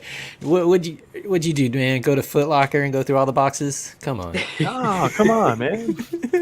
I got a shoe fetish too. No, no, that's probably true. Like that's probably true. Oh, that's still probably true. Okay, I mean, I'm like by a show of hands, but no, I'm sure we all have a shoe problem too. I got a shoe problem, according to my wife, which is another statement in itself. Is it more of a problem to have a shoe problem with the wife or a seed problem? That'd be really good advice for me. She can see the shoes. She doesn't see the seeds. That's really good point. I hope she doesn't watch the show. Statement. She sees the bank statement either way. Yeah, screwed. Oh crap! So what else did you pull out? Well, these are just. I think these are what I've decided on that are going to be popped. For the pop, okay. For the question, this is what's going to be in the next round. Okay. Now, what are you expecting as far as uniformity? Because you've got 6 different strains there. Do you have the ability to keep some under like low lights, some under highlights, or? Absolutely. Okay. Absolutely. Okay. Yeah, I'll definitely. There's definitely going to be lots of variation in there. There's no doubt about it, but I'm okay with that. I like playing. Yep. And you whittle them down too that way. I was thinking about setting up just another little tent to do a few almost like sea green, just kind of like short plants to see how they do initially. Obviously, I'll grow them out until I'm able to take clone off them. I'll kind of audition them at that point with the flowering, and then decide what to do with the clones from there. So that could be another easy way to keep things a little more uniform. You could tell which ones really bolt and which ones don't. So, yeah. No, definitely. I'll be looking for some males out of these too. So I definitely want to get some pollen. Always. Definitely want to. Yeah, of course, always. A few years ago, I didn't think that way. Yeah, I think for me, what I'm definitely going to be popping here next, I was fortunate enough to get some stuff from Doc D.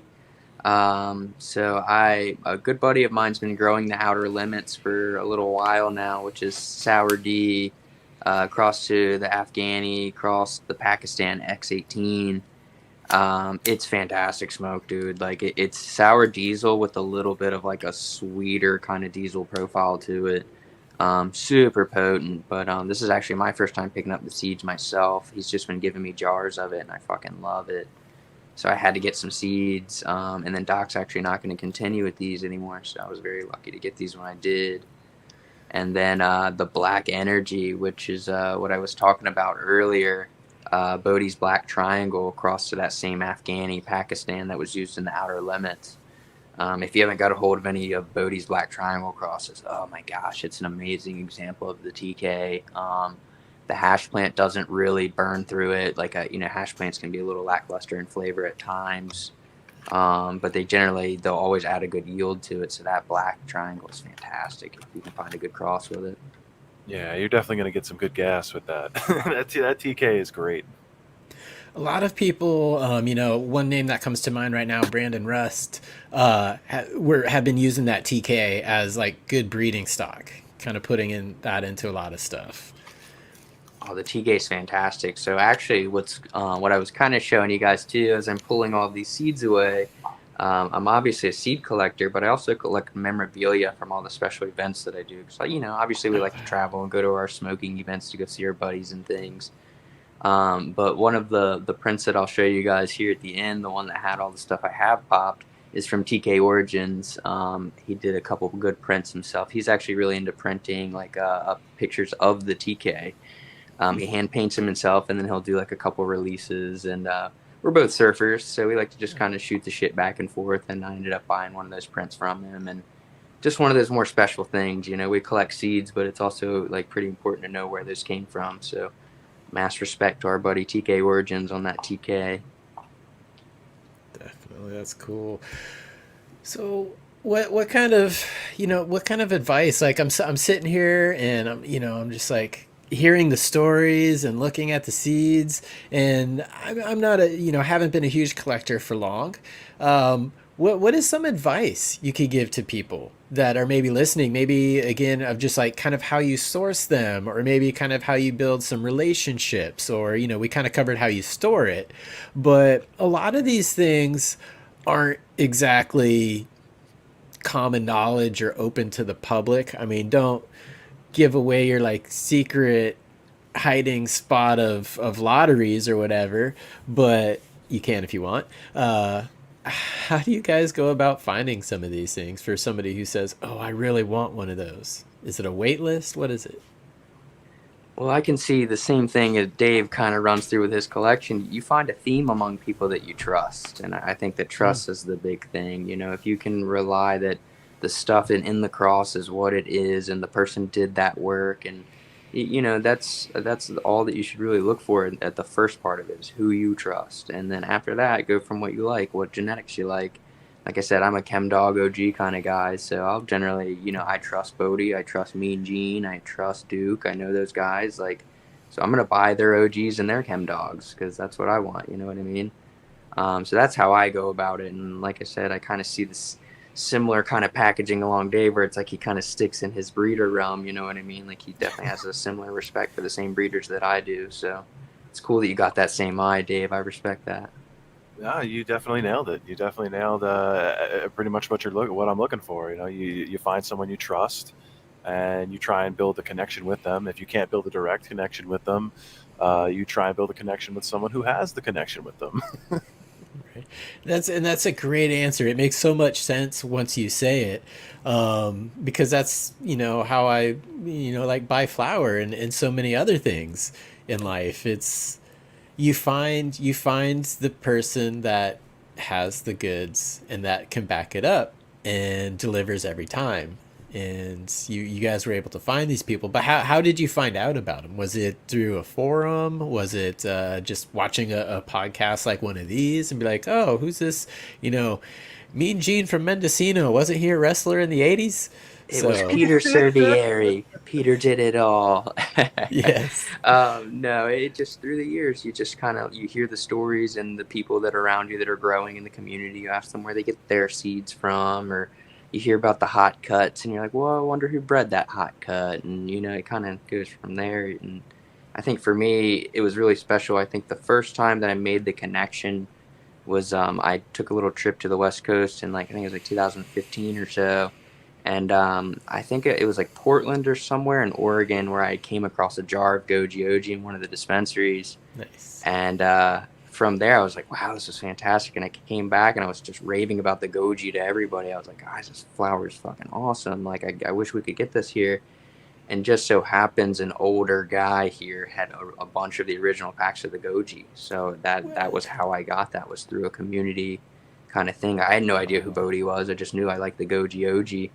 And I raved about it to this old man, and I gave him a jar of weed, and he ended up was like, hey, actually, here's some seeds. So it's one of those things where it was kind of serendipity for me to just realize, oh, wait, a human being bred this? These don't just exist? Oh, okay, sure. So from there, I just made the connection, well, maybe I should follow this guy then. If I really like the Goji, maybe I should try some other stuff from Bodie. So fortunately for me, Bodie was the first breeder I got hooked on, which is a great breeder to, follow along with. From there, I've just kind of had to figure out who else I jive with and who else I trust. You just got to pop seeds, and you got to spend some money, and sometimes you lose some money. Sometimes you gain awesome genetics. So it just kind of depends on who you roll with. It does. It does. Now, I guess the flip side of that, let's go. What is one of the times where you just got burned, where you're like, man, that was boof? Because it's gonna happen to everybody. So I'm assuming it's happened to you, or maybe you got the auto flowers or whatever. Uh-oh, incoming. Sorry. Bow. Yeah. Burned and turned. Oh no. Sorry, Leo. I hate to throw you on the spot, man, but dude, that fruit flambe was awful. Oh no. Yeah. Just not your cup of tea at all with the end result. No, it was nothing like the purple punch. It really had no so the magnum opus is just royal, so it really had no royal in it. It had no real fruit flavors to it, which I was kind of looking for out of that one. I'll be honest, man, I know I'm going to probably piss him off. I reached out to him, told him, and he didn't really hook it back up. So I was like, all right, dude, well, it is what it is. But it was more, I actually went to the Emerald Cup. That was my first time at the Cup that year, and I picked those up. And I actually got reimbursed by the facility that I ended up, growing that out at. So it wasn't really a loss on my end, just because it's, obviously a really expensive pack of seeds. But man, yeah, that was one I was pretty upset. I was burned. I was like, wow, dude, it's such an expensive pack of seeds. I expect something really fire out of it, and no fuego. No good. Yeah, especially when it's kind of in the name.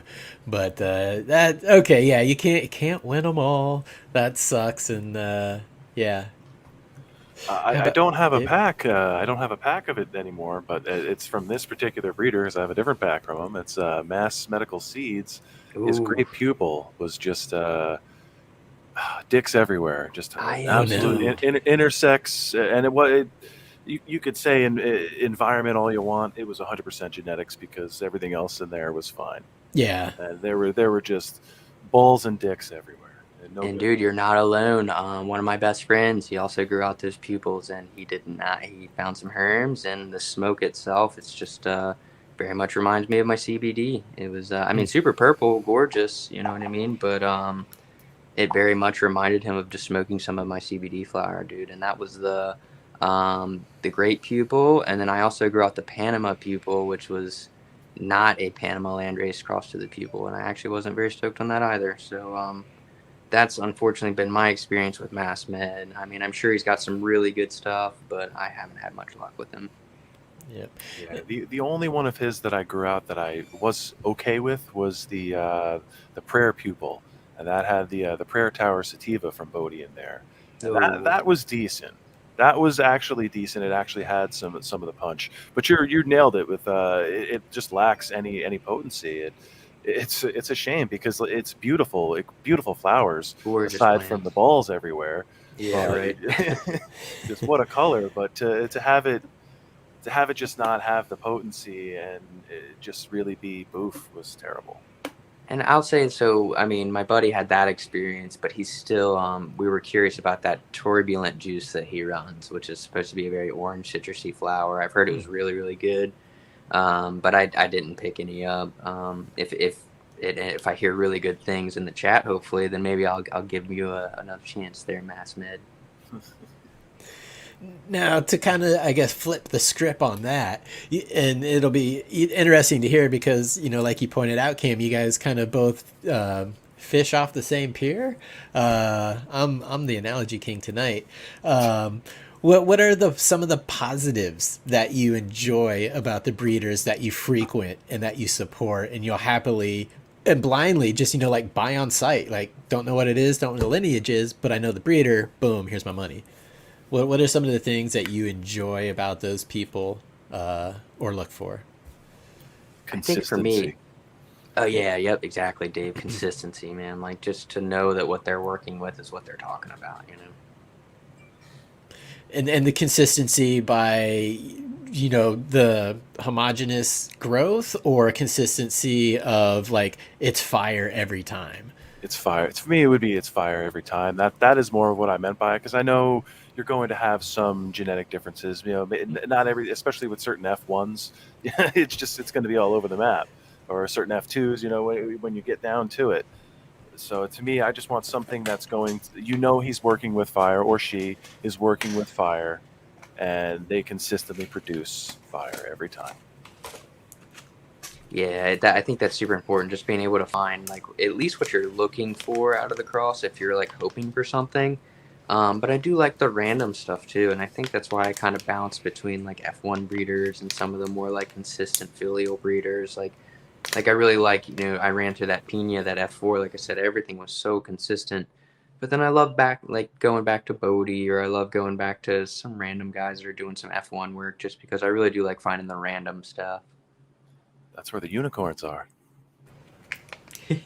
Yes, the unicorn. The unicorn hunt is.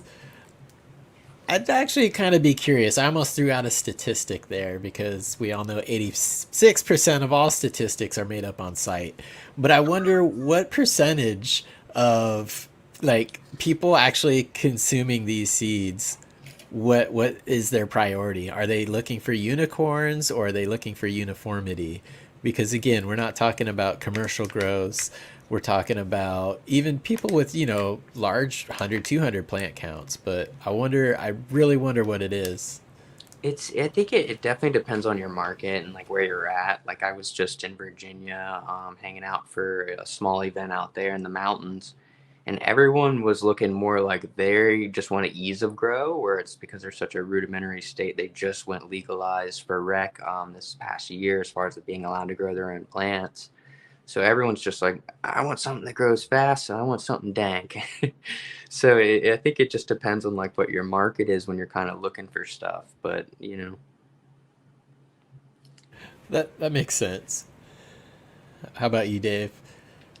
I think he pretty much nailed it again. You've been pretty spot on with everything you're saying, Cam. It definitely depends. Yeah, no, you've nailed it. It definitely depends on what everyone's looking for, or what they're specifically looking for. I think the home grower, who's just getting into it, like you said, he wants that ease of growth.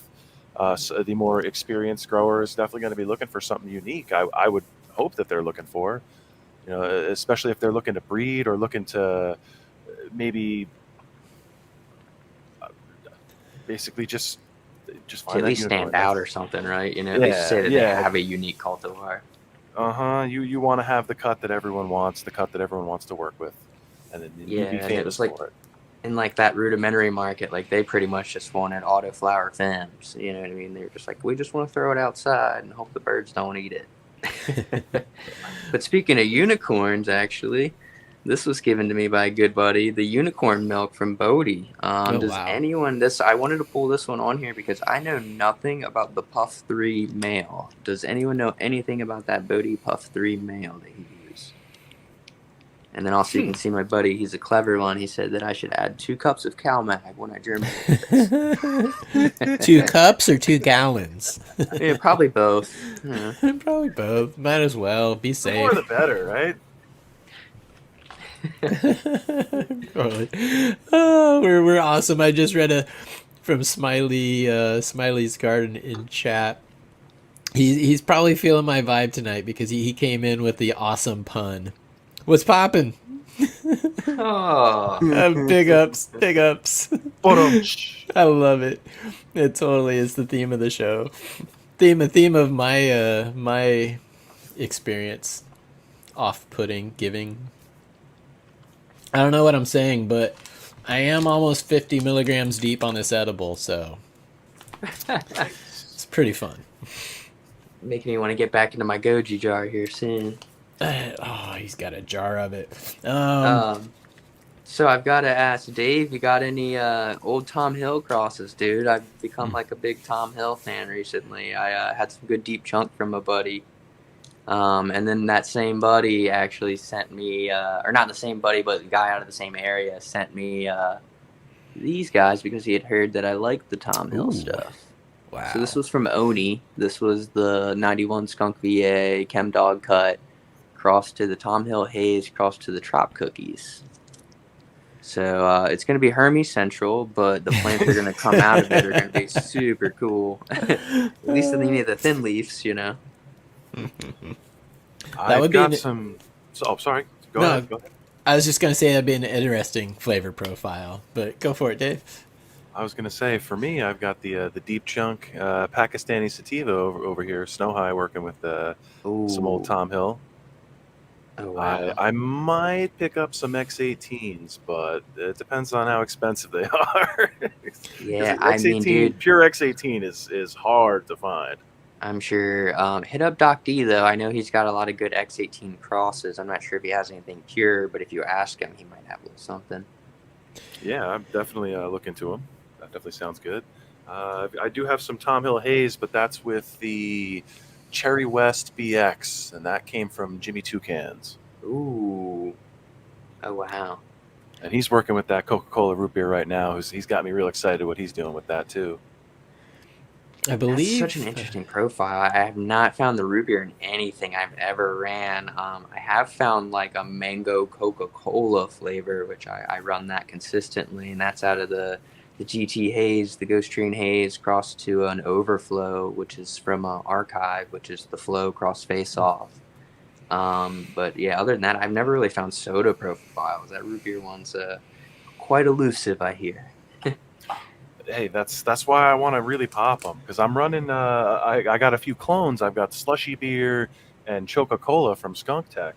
So those have that the root beer in there. So those are the only things I have flowering pretty much right now. So we'll see how they turn out. That's why I want to run these two Coca-Cola root beer to get that. See what it is. See what the hype is. If it's worth. Good luck, man. What everyone's saying. Yeah. Best of wishes over there with that one. Speaking Definitely. of the soda, this was from my buddy Maryland Masher. He's a local guy as well. He did the Trop Cookies F2 cross to the Seattle Soda. I guess he found a male, or he might have reversed that male or the female Seattle Soda cut that goes around. He's big into making his own reversal spray, so that he might have did that. But yeah, the soda profiles, man, I'm interested to get in there myself. I think it's super cool, and I can't wait to see what the smoke is on this mango Coca-Cola. I love the flavor profile of Tropicana cookies, actually. It's got a really, really good, strong flavor profile as well. It's something that, again, it's kind of hard to mistake. It's either there or it's not. Yeah, it's heavy tangy from what I hear. I've actually not had straight Trop cookies, but yeah, I mean, tangy, anything's going to have a ton of flavor, I'm sure. Yep. That would be a good description of it. There's some Trop cookies that I'd like to get some recognition out there for Nick again. Lime Rising. This guy, I've seen some amazing images of this. I have yet to grow it myself, but wow, does it look just so fucking good. If you check him out, his Instagram. Yeah, Nick's Pan looks fantastic, man, and he has a ton of good like cuts and seeds from people too. You know, everybody. You know, he's just such a good guy. It's easy to give him stuff. So I know he works with a lot of gene stuff too, and that's really cool to see. Speaking of that, I know that the Royal line seems to be what works for him and his Lyme issues that he has. So I actually myself picked up some Royal 10 from Ben over there at Emerald Mountain Legacy. So these are the 10 BX. I can't wait to get into these. Oh, wow. It's cool packaging too. Yeah, they do a great job over there, man. And that's all respect to, Mendo Breath. I'm not sure if he had much to do with any of this kind of wood style box packaging, but respect to that family, man. They do a great job over there. And you said you had a lot of collector's items too, as you've gone around to the different shows that you've been part of as well. Do you have any one that stands out in particular as like your favorite packaging, whether you still have it or not, or something that you've seen out there? Ooh, that's a really good question. Not to, oh man, it sucks because it was that one that got away, man. Leo's packaging's gorgeous. Yeah, right. It is. I mean, like the wax seal, the official cards, and everything. Like he does amazing packaging work. Other than that, I'm a huge fan of Round Table Selections too. He does the large seed packs, and those are gorgeous cases that he does. Which one was that again? I'm sorry.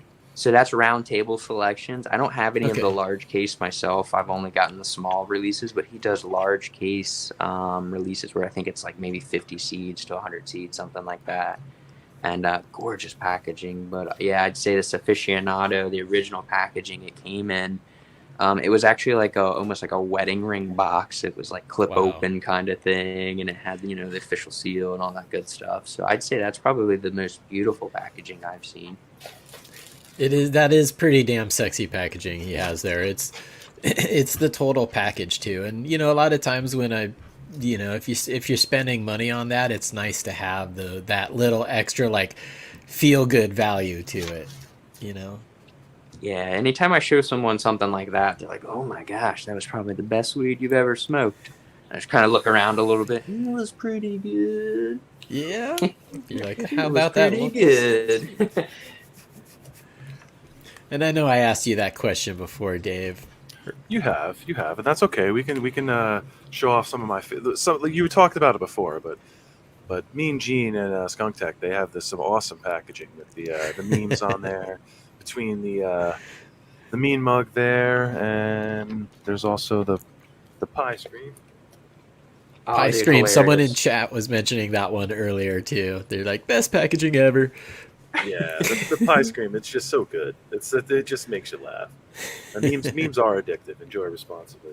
But I'm always being a fan of the Pacific Northwest Roots packaging. Just a nice simple box. And how could you go wrong with a fish on there? That's awesome. Fish food. Oh, wow, what that is what beautiful, is that? Drunken Chicken trees are mint, apple fritter and Cushmints, and chicken in a lemon tree. Holy hell! I don't even know what to say.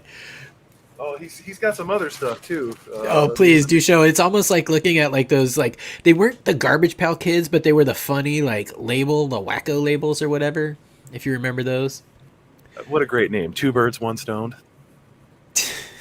Oh God, Larry Bird, 33. So what's your favorite name out of everything you got right now out there, Dave? Let's just like the name that's catching you. Oh, that's a good question. Damn. There's so many of them. There's so many good names. Oh. Do you have one off the top of your head, Cam? Oh, jeez. See, that's why I asked the question, so that I wouldn't get asked the question. Come on, guys. I see what you did there. Smart man. I'll say I was a big fan of the Gage guys for a while there. I really enjoy the High School Sweetheart. Something about that name, I'm like, that's a really just kind of catchy name. Like, who wouldn't want to smoke a big jar of High School Sweetheart, you know? Yes. And it's amazing flower. I mean, if you haven't had the High School Sweetheart, it's fantastic. I haven't had that directly, but I know, funny enough, I put his comment up here earlier, Smiley's Garden.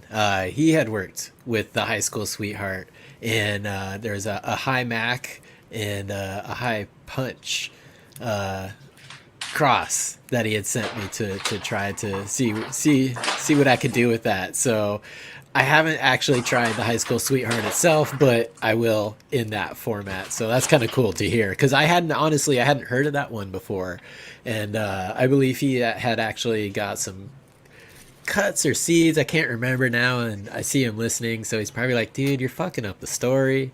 But I know he's grown some of their genetics and he's been impressed, and he has his own channel as well, and he documents all his grows every week, and it's really awesome to kind of watch that and follow the progress, because yeah, you should check him out. Smiley's Garden. So yeah, Gage screen.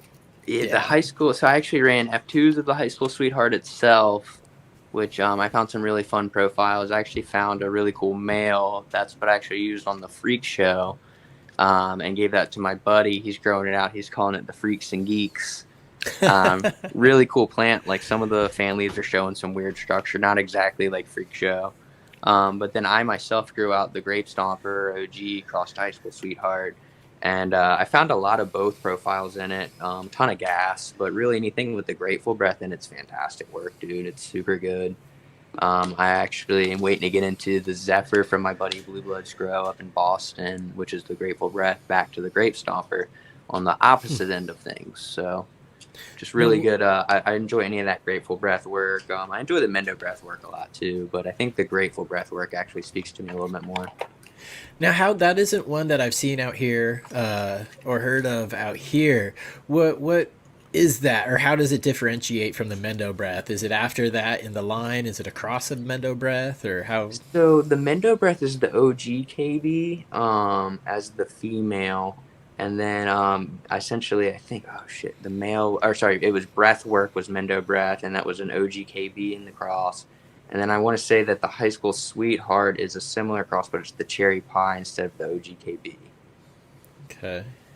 Yeah, they use the CPK a lot, the Cherry Pie Kush. Okay, good. Interesting.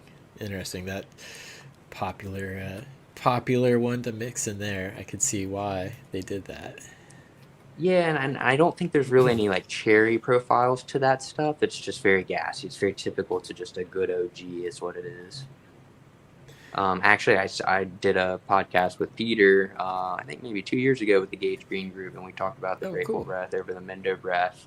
And even those guys were saying that they enjoyed the Grateful Breath a little bit better than the Mendo Breath. It landed a little bit more on the gas side, and it was a little bit more on like the fun plant to grow. It wasn't as typical as the Mendo Breath, but the Mendo Breath is just what people like on a commercial setting because it's very much like a stable plant in all the crosses. Like you always find Mendo Breath, which most people want, purple plant, short, squatty, easy to grow. And Now that sounds awesome. I'm totally gonna have to hunt that down because I am a huge gas person. Which oddly, I get a huge gas profile off my freak shows, which I didn't expect. But it's damn fuely. Like again, I wish I did clone it, but I didn't. So yeah, I'll have to search out that Grateful Breath for sure. as far as gas goes in my arsenal, I don't have the pack, but from Obsolete, I run the Irie Apparition. So that's the Irie OG across to his alien technology. And has to be the gassiest thing I've ever smelled in my life. Pretty close to what I would also say like the Hollyweed from Bodie, which is that Hollywood Pure Kush crossed to his 88 hash plant. Both of those just are the most insane gas plants I've ever had. So if you're ever in that kind of really looking in that range, I really recommend those PK crosses or any of those. They say the Hollywood, but I also think it goes by the Topanga PK as well. Okay, I do have a couple crosses from South Bay Genetics that's got Topanga Canyon in it. There's a Topanga Canyon and Animal Mints. There's episode 2. I put all of his packs up. So that's another one that I kind of am vaguely familiar with. I'm familiar with the name because of Jungle Boys were working with it. Or Sure, Topanga yeah. Canyon comes from them, doesn't it? No, yeah, that makes sense. Yeah. So, Yeah, are you Dave? Are you a OG guy as well? Is that something I'm a gas man. Gas I man. love. I definitely am a big fan of gas. This is one of the gassiest things I've run. The East Coast Sour D Romulan. It's called Space Fuel. It's Katsu and Romulan Genetics collab. This is like early packaging before they did all their fancy marketing. But that's absolute gas winner. I'm running some TK bandana, which is Triangle Kush headband. That's a Skunk Tech cut that I procured that I can't wait to finish. Actually, he just dropped some fem seeds of it as well. I was able to grab some of those. So those will be coming soon. You'll see more Instagram shots of those. Damn it! More. And actually, I'm getting another cut from him this week. Blue Mountain Gas, which is What's that? his cut of Sour D hit with I-95. Okay. Oh So, wow, yeah. the I-95's classic, man. There's a lady, I don't know where she's out of, but she actually does a lot of breeding with the Chem Dog stuff, and she has a bunch of I-95 F2s. They go by Chem Labs. If you guys are looking into that, I-95 F2s, man, there's some really fun stuff in there, I'm sure. That's one that I've heard of before, but more so recently. Doing a show with Brian and Marco, actually, every Wednesday at 1 on the Future Cannabis Project channel. But he's from that area, and so they're talking about, I-95, and that was the corridor, that was the freeway that if you were going from Florida up north and bringing things, that was your stretch of road that you had to take, and that presumably is kind of how that strain got its name. It was more of the East Coast thing. Yep. Does anybody know anything about that? That's exactly the story, dude. Yeah, I-95 sketchy, man. And the speed limit gets more crazy, drugs too. travel through I-95 than any road in the country. Yep, exactly. Wow, the Florida to the New York connection. Florida to Maine, all the way up to Maine. Yep. Wasn't that Cannonball Run? Well, there were definitely some runs made. Yeah, right. So speaking of gas, I think the favorite thing gassy-wise, I like those two that I had earlier, but I think the Mendo Breath 15 crosses with the Black Triangle, that was, I found so much good just OG typical profiles in there, and a lot of them were a little bit more vigorous than your typical OG too, so that was always a really nice surprise. That's awesome you brought that up. That was the one that I was going to ask you about, was the Mendo Breath 15. We have that out here, and that was something that actually I will pick up if I see it at a rec store from a particular vendor. That's a solid gas choice. Yeah. And I think there's two other phenotypes that float around too, but the 15 is the only one that I've been able to actually enjoy myself, and then seeing crosses of too. Yeah, I've only seen the 15, Mendo Breath 15 out here. And then I also found some really fun stuff. This is from Alien Genetics. They don't put a ton of work out, but whenever they put stuff out, it's always worth looking into. But so this was the Demon Sweat, which it's not one of my favorite names. It was like super, just like kind of cheesy in my mind. But again, the Hell's Angels OG, one of my favorite ones, crossed to that Sour Apple IBL. Which I remember you guys were talking about last episode about the IBL lines. So this was probably my favorite to kind of talk about when it's IBLs. Everything I found in this was a variant on the gas profile, but everything had a candy apple background. So it's really cool to see that inbred line really pass a little something through. But they weren't crazy dominant. Like, they didn't take over everything. I still found like 2 different varieties, I would say, as far as smoke goes. But just a really cool one where the IBL just was a really awesome, plant. I've never really grew any other IBLs, so the sour apple was really awesome to taste. That would be. I can't say I've grown a ton of IBLs either. The closest I've got is a lot of genetics from Amsterdam. It's interesting. There's a total transition between thought processes for breeding almost, and granted there's you can't say one thing about such a wide group. There's always going to be individuals, but in Maine, a lot of the breeding over there is built on reliability, that the European customers can just buy a 3-pack. They know what they're going to get. They'll come back next time, buy another 3-pack and pop it in, whereas it almost seems like stateside it's kind of pheno hunt centric. So really the probably the closer to IBLs that I've worked with has just been the stuff that have been coming from Amsterdam, old established kind of classic lines. Yeah, absolutely. Yeah, that's a very interesting point that you bring up, man, because it does seem like it's more of the American breeders that typically advertise that they're IBL lines, as opposed to like your Dutch breeders and things. Don't really ever really mention that, but it's kind of like a given, right? Yeah, it's just kind of, that's, the Dutch way is like, well, that's what it should be. That's what it is, right? So, yeah. That's how it should be. When you say 3 seeds, that's like such a odd number, but I'm looking down at one of these cards, and I from Humboldt Seed Organization, I got 3 seeds of the Bubba 76, just like a really nice random. I guess at some point I was feeling a little lucky. Nice. And I do have a 3-pack here, but I can't flex too hard because Dave knows what it is.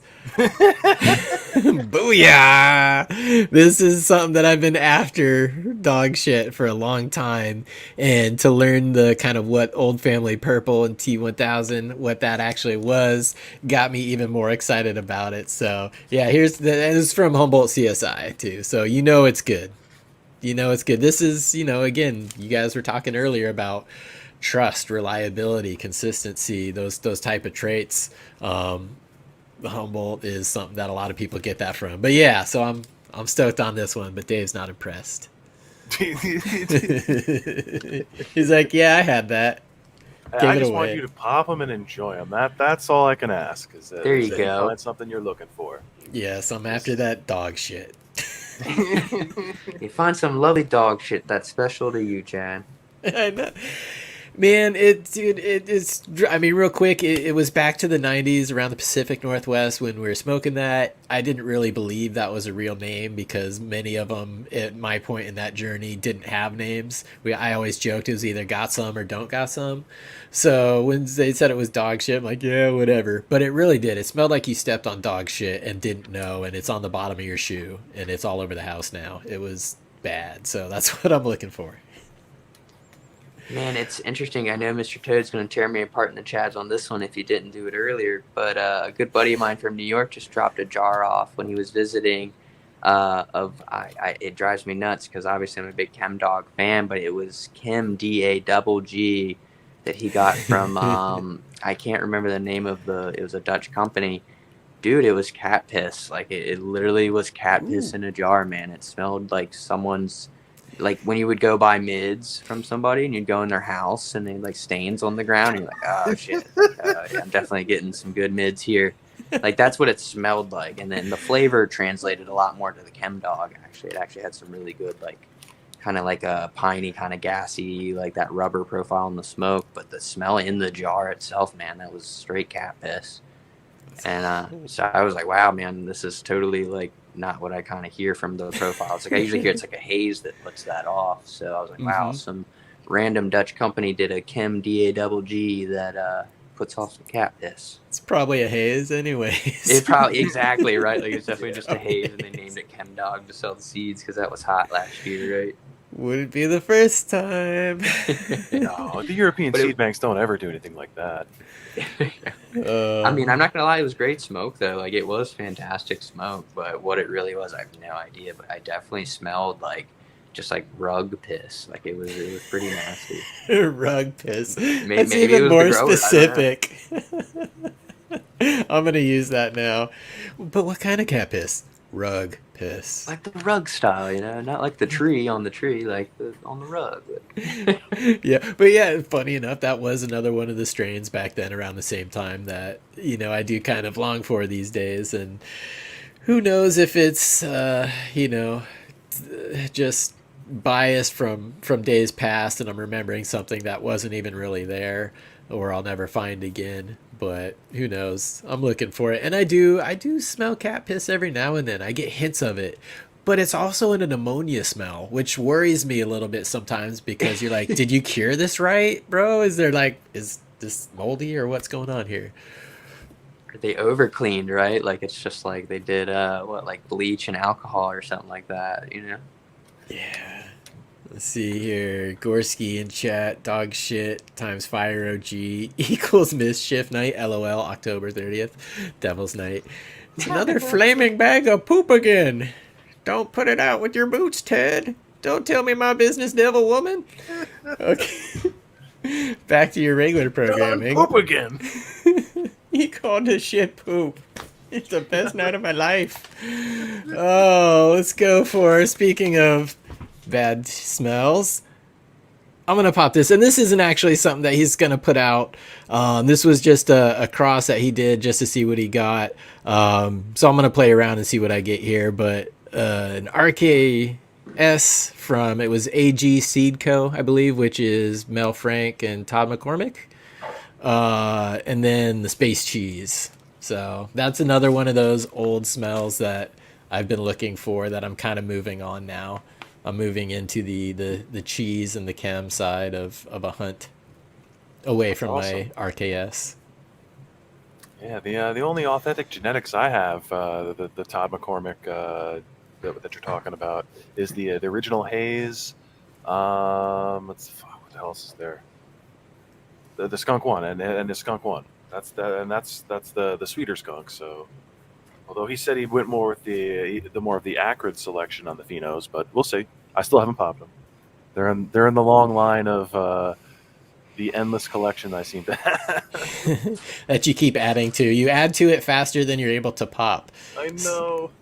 And it's funny you talked on the skunk one being sweet. So out of the local skunk, so that's it's basically it's diesel across to the cuttlefish hash plant to a sour diesel IBL across to the skelly hash plant on the super skunk one male. So it's funny, like out of random, like out of the F2s especially, you'll get these little mango kind of like island funk profiles. And on a COA, those profiles actually test higher than the actual sour diesel kind of like fuely skunk profiles. So that's one of those ones where I try to tell people that are like in, trying to understand like COAs when they're shopping and things, like don't let that fool you. Because even though that was a higher THC percentage, quote unquote, man, you smoke that sour diesel pheno and you're going to be feeling a lot different. I bet. I see somebody mentioning in chat Holy Grails. Oh, let's see here. We got a Dominion skunk up there. Minion skunk. Yeah, he keeps bringing out that local skunk, and I'm like, oh man, that sounds so good. I don't have that. Oh, dude, let me know, Dave. I've got a ton of F2s that I made, and then actually a good friend of Duke. His name he's Patriot Farmer. He actually he sent me some F2s as well in his selection. So you've got options, dude. Hey, we might have to make a trade. I've got some F2s and some Katsu Bubba Jaro that might be of interest if you're looking for. I would actually love that. That'd be fantastic. And speaking of that same guy, that Duke's buddy, he just recently sent me these. I'm really excited about. So Duke's crew holds close tight the Va Beach Ganny, the Virginia Beach Afghani. For the millions of people who have never got to try the Afghani, you definitely won't get to. It's held really tight by those people. And the flower's fantastic. It really reminds me of like a Christmas tree with almost like kind of like that zebra gum, that old gum when you were a kid that would lose flavor real quick. Fruit stripes. Yes. Yeah, like imagine the green yes. flavor on top of like a good Kush like pine flavor. Like it's just a very unique Afghani. But he put that on what he calls the head scream, which is the screaming eagle crossed to something called Freebird. Essentially just a bunch of Chem Dog and Sour D genetics, and then he threw the same male on the Chem D. Well, how about that same Virginia Afghani skunk? The Virginia Beach Afghani with the Skelly Hash Plant Super Sativa Seed Club Skunk One. Ooh, wow. And those are both kind of from the same group, right? Yep, absolutely, Okay. yep. Okay. Oh yeah. So Wow. have either of you guys grown well, Cam, you just said you have, but smoked that Virginia Beach Afghani? Oh, dude, it's so good, man. It is, it's potent. It's very heady. Like, it's not your typical Afghani that's just, like, sedative, like most people assume, not your typical broadleaf. But, dude, yeah, it's fantastic smoke. It's very potent in the heady sense of, like, it sticks with you with legs. Like, it actually, 2 or 3 hours, you still feel it really nice. Okay. But, again, it's not that, like, take over your body type of, like most broadleaf indica Afghanis we talk about. Fantastic smoke, dude. I was in love with it. I actually was gifted by the Angry Korean, which is one of their close friends. You guys should look him up on Instagram. Really cool dude. He's actually Chad. You would like it, man. He's a DJ as well. He's collects vinyls. He's a super cool dude. Nice. And then he has the Va Beach Ganny, so you should really make good friends with him. But Totally get down with them. yeah, but the flower's fantastic, man. It's a very unique Afghani. I've never tried it myself. I love everything you're saying about it, though. You've sold me. You sold me. Yes, we've all got to try that someday. What is probably Cam for you? You've probably shown many people's holy grail tonight. What is a holy grail for you, though? Oh man, oh jeez. It changes every week. It does. Okay. Yeah. Is there a profile to it, or? There's definitely a chemotype I enjoy. Like I was saying, I really enjoy those Chem and OGs, like those sour profiles. So when I say holy grail for me, it's generally got to be potent. It's got to have a really good mouth to it. It's got to have good flavor. And it's got to have some bag appeal as far as like when I open that up, the whole room's got to be like, damn, dude, that's some good ass weed. Because like I said, you know, like how I grew up and stuff like that, we all just like wanted the baddest bag of weed that we could because we just couldn't really afford the other bags of weed. So for me now, even as an adult, I like to just open a bag of Chem Dog and see people's reactions. So for me, the Holy Grail is just some real stanky weed that's going to keep me high for 3 or 4 hours so I don't have to keep going back to the bowl, you know? That sounds great, man. That makes me reminisce right now. That's kind of the way. That's what I'm hoping for when these Twin Peaks flower out. I'm hoping for something that, yeah, you open up the jar and everybody just whoosh, turns around. Like the last time I really smelled something super skunky that I was looking for decades ago, but it was in a snowboard parking lot. And I found that from like the opposite side of the lot too. I'm like, holy you know? So the best friend jar. Everyone's your best friend. There you go. Right. Well put. I was like, dude, I got a whole jar here. I just want one bud. Just give me one. Yeah, you'll definitely find some really stanky weed in that Twin Peaks, man. And then what Skunk's working on right now, he's working on a Goji OG cross to that Chem BX.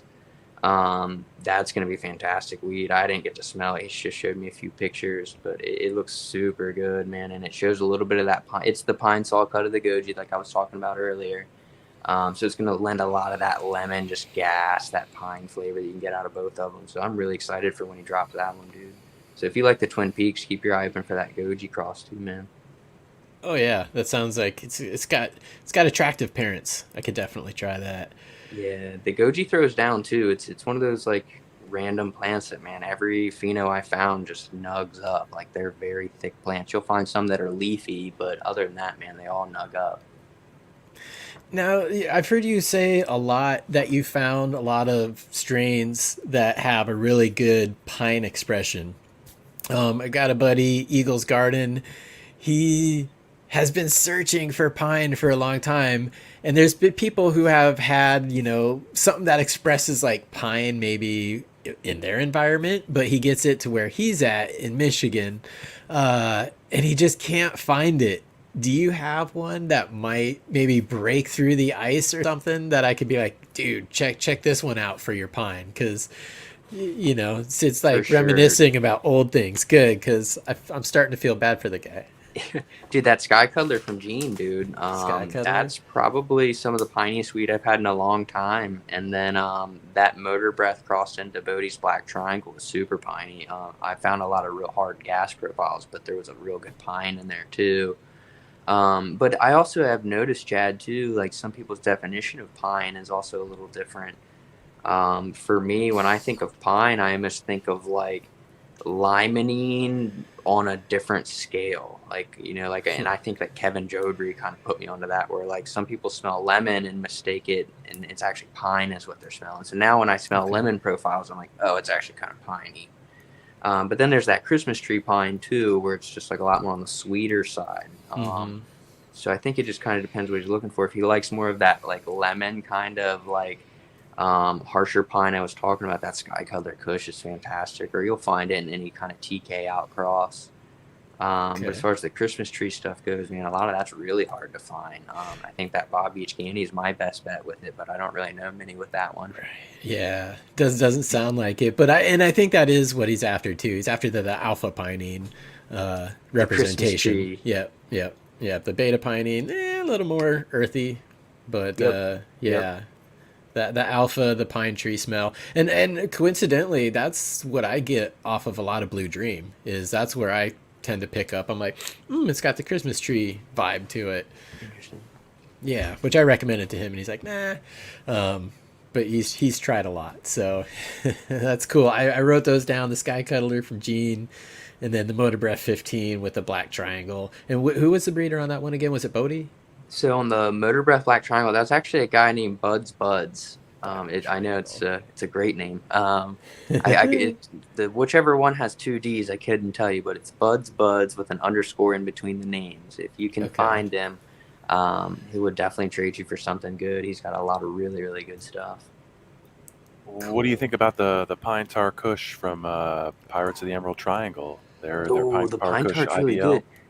For me, that's a good one too, because pine, I think for some people is almost pineapple, because like I think the pine tart kush to me has like a pineapple kind of flavor to it. But I think that that's also me, where I was like, I think this. I don't know. I've also heard the opposite, where like, oh yeah, this is like Christmas tree pine. Well, I think it kind of tastes like a pineapple. Hmm.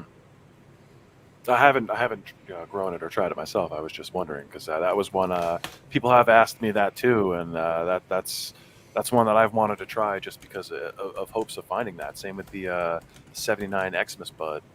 That Yeah. Well, so trying to that get that exactly. Go for it. So the 79 Xmas bud, I've kind of traced it around a little bit. I think it has something to do with the sour best shit ever. If you're able to find any of like the original sour best shit ever stuff, I know it's not a very loose clone. I think like Round Table has it. I think Green Bodie has it still. But I want to say that itself pure might have more of that Christmas tree maybe. But I haven't had it pure. I've only had it with the ancient OG, which is an Iranian on OG. What is probably one of the, if you know, well, nobody knows how old it is really, but what, as far as like land races, you had some from India that were straight from the source. Do you suspect that's probably some of the oldest genetics that you've tried yourself, Cam? Oh, for sure, definitely. Yeah, this is like ancient stuff. Like these guys were talking about, it's always been there, basically. Right. Yeah, I'd say for me. No, what kind of stories did they have? Because I imagine that they probably had a little bit of a history or a culture around that as well in that Yeah, so region. it's funny. So, like I said, I actually did the seed hunt in Sri Lanka, but the weed that they were getting is actually exported from southern India, the Kerala region. So, what's interesting enough is there's a racism between the Sri Lankans and the Indians, where like they just don't like each other, and it's like so Sri Lanka is actually an island off of India, so it's very close. Very similar culture, but they're actually going through like a little bit of a religious bout with the mainland Indian and like the Sri Lankans. So me having Kerala gold weed, they weren't happy at all. They were actually really pissed about that. And they kept trying to tell me like, oh, the Kerala gold's poison. It turns you into a bad person. It will kill you. And so like it was very interesting to see how they treated cannabis. It was very much like it was very personal to them. You know what I mean? Like, and again, it was almost like offensive that I had the Kerala gold and that kind of thing. So for them, yeah, the stories were really like ancient, like literally down to like the wars that they're literally going through today. So it was really cool to kind of see that contrast. It's a whole other side of cannabis culture that most people with an Instagram account don't ever think of. The hills in Afghanistan, India, a lot of these places where origins.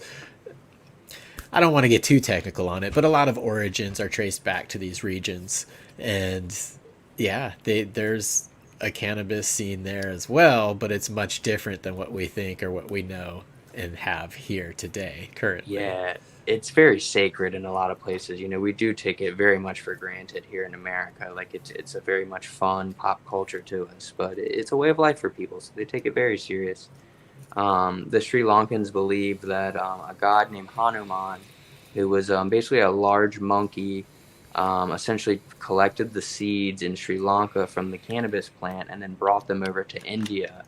And then along the way, essentially, he was actually going to Nepal, to the Himalayas, and he dropped those seeds on the way when he was crossing through India. So that was their belief, is that cannabis actually started in Sri Lanka. Science, indicates probably a little differently, but I have no idea. But there, people believe that, and I thought that was a really cool story too. And ever since then, like I've kind of looked into, like the Hanuman stories and things like that, and it's just a really interesting side of it.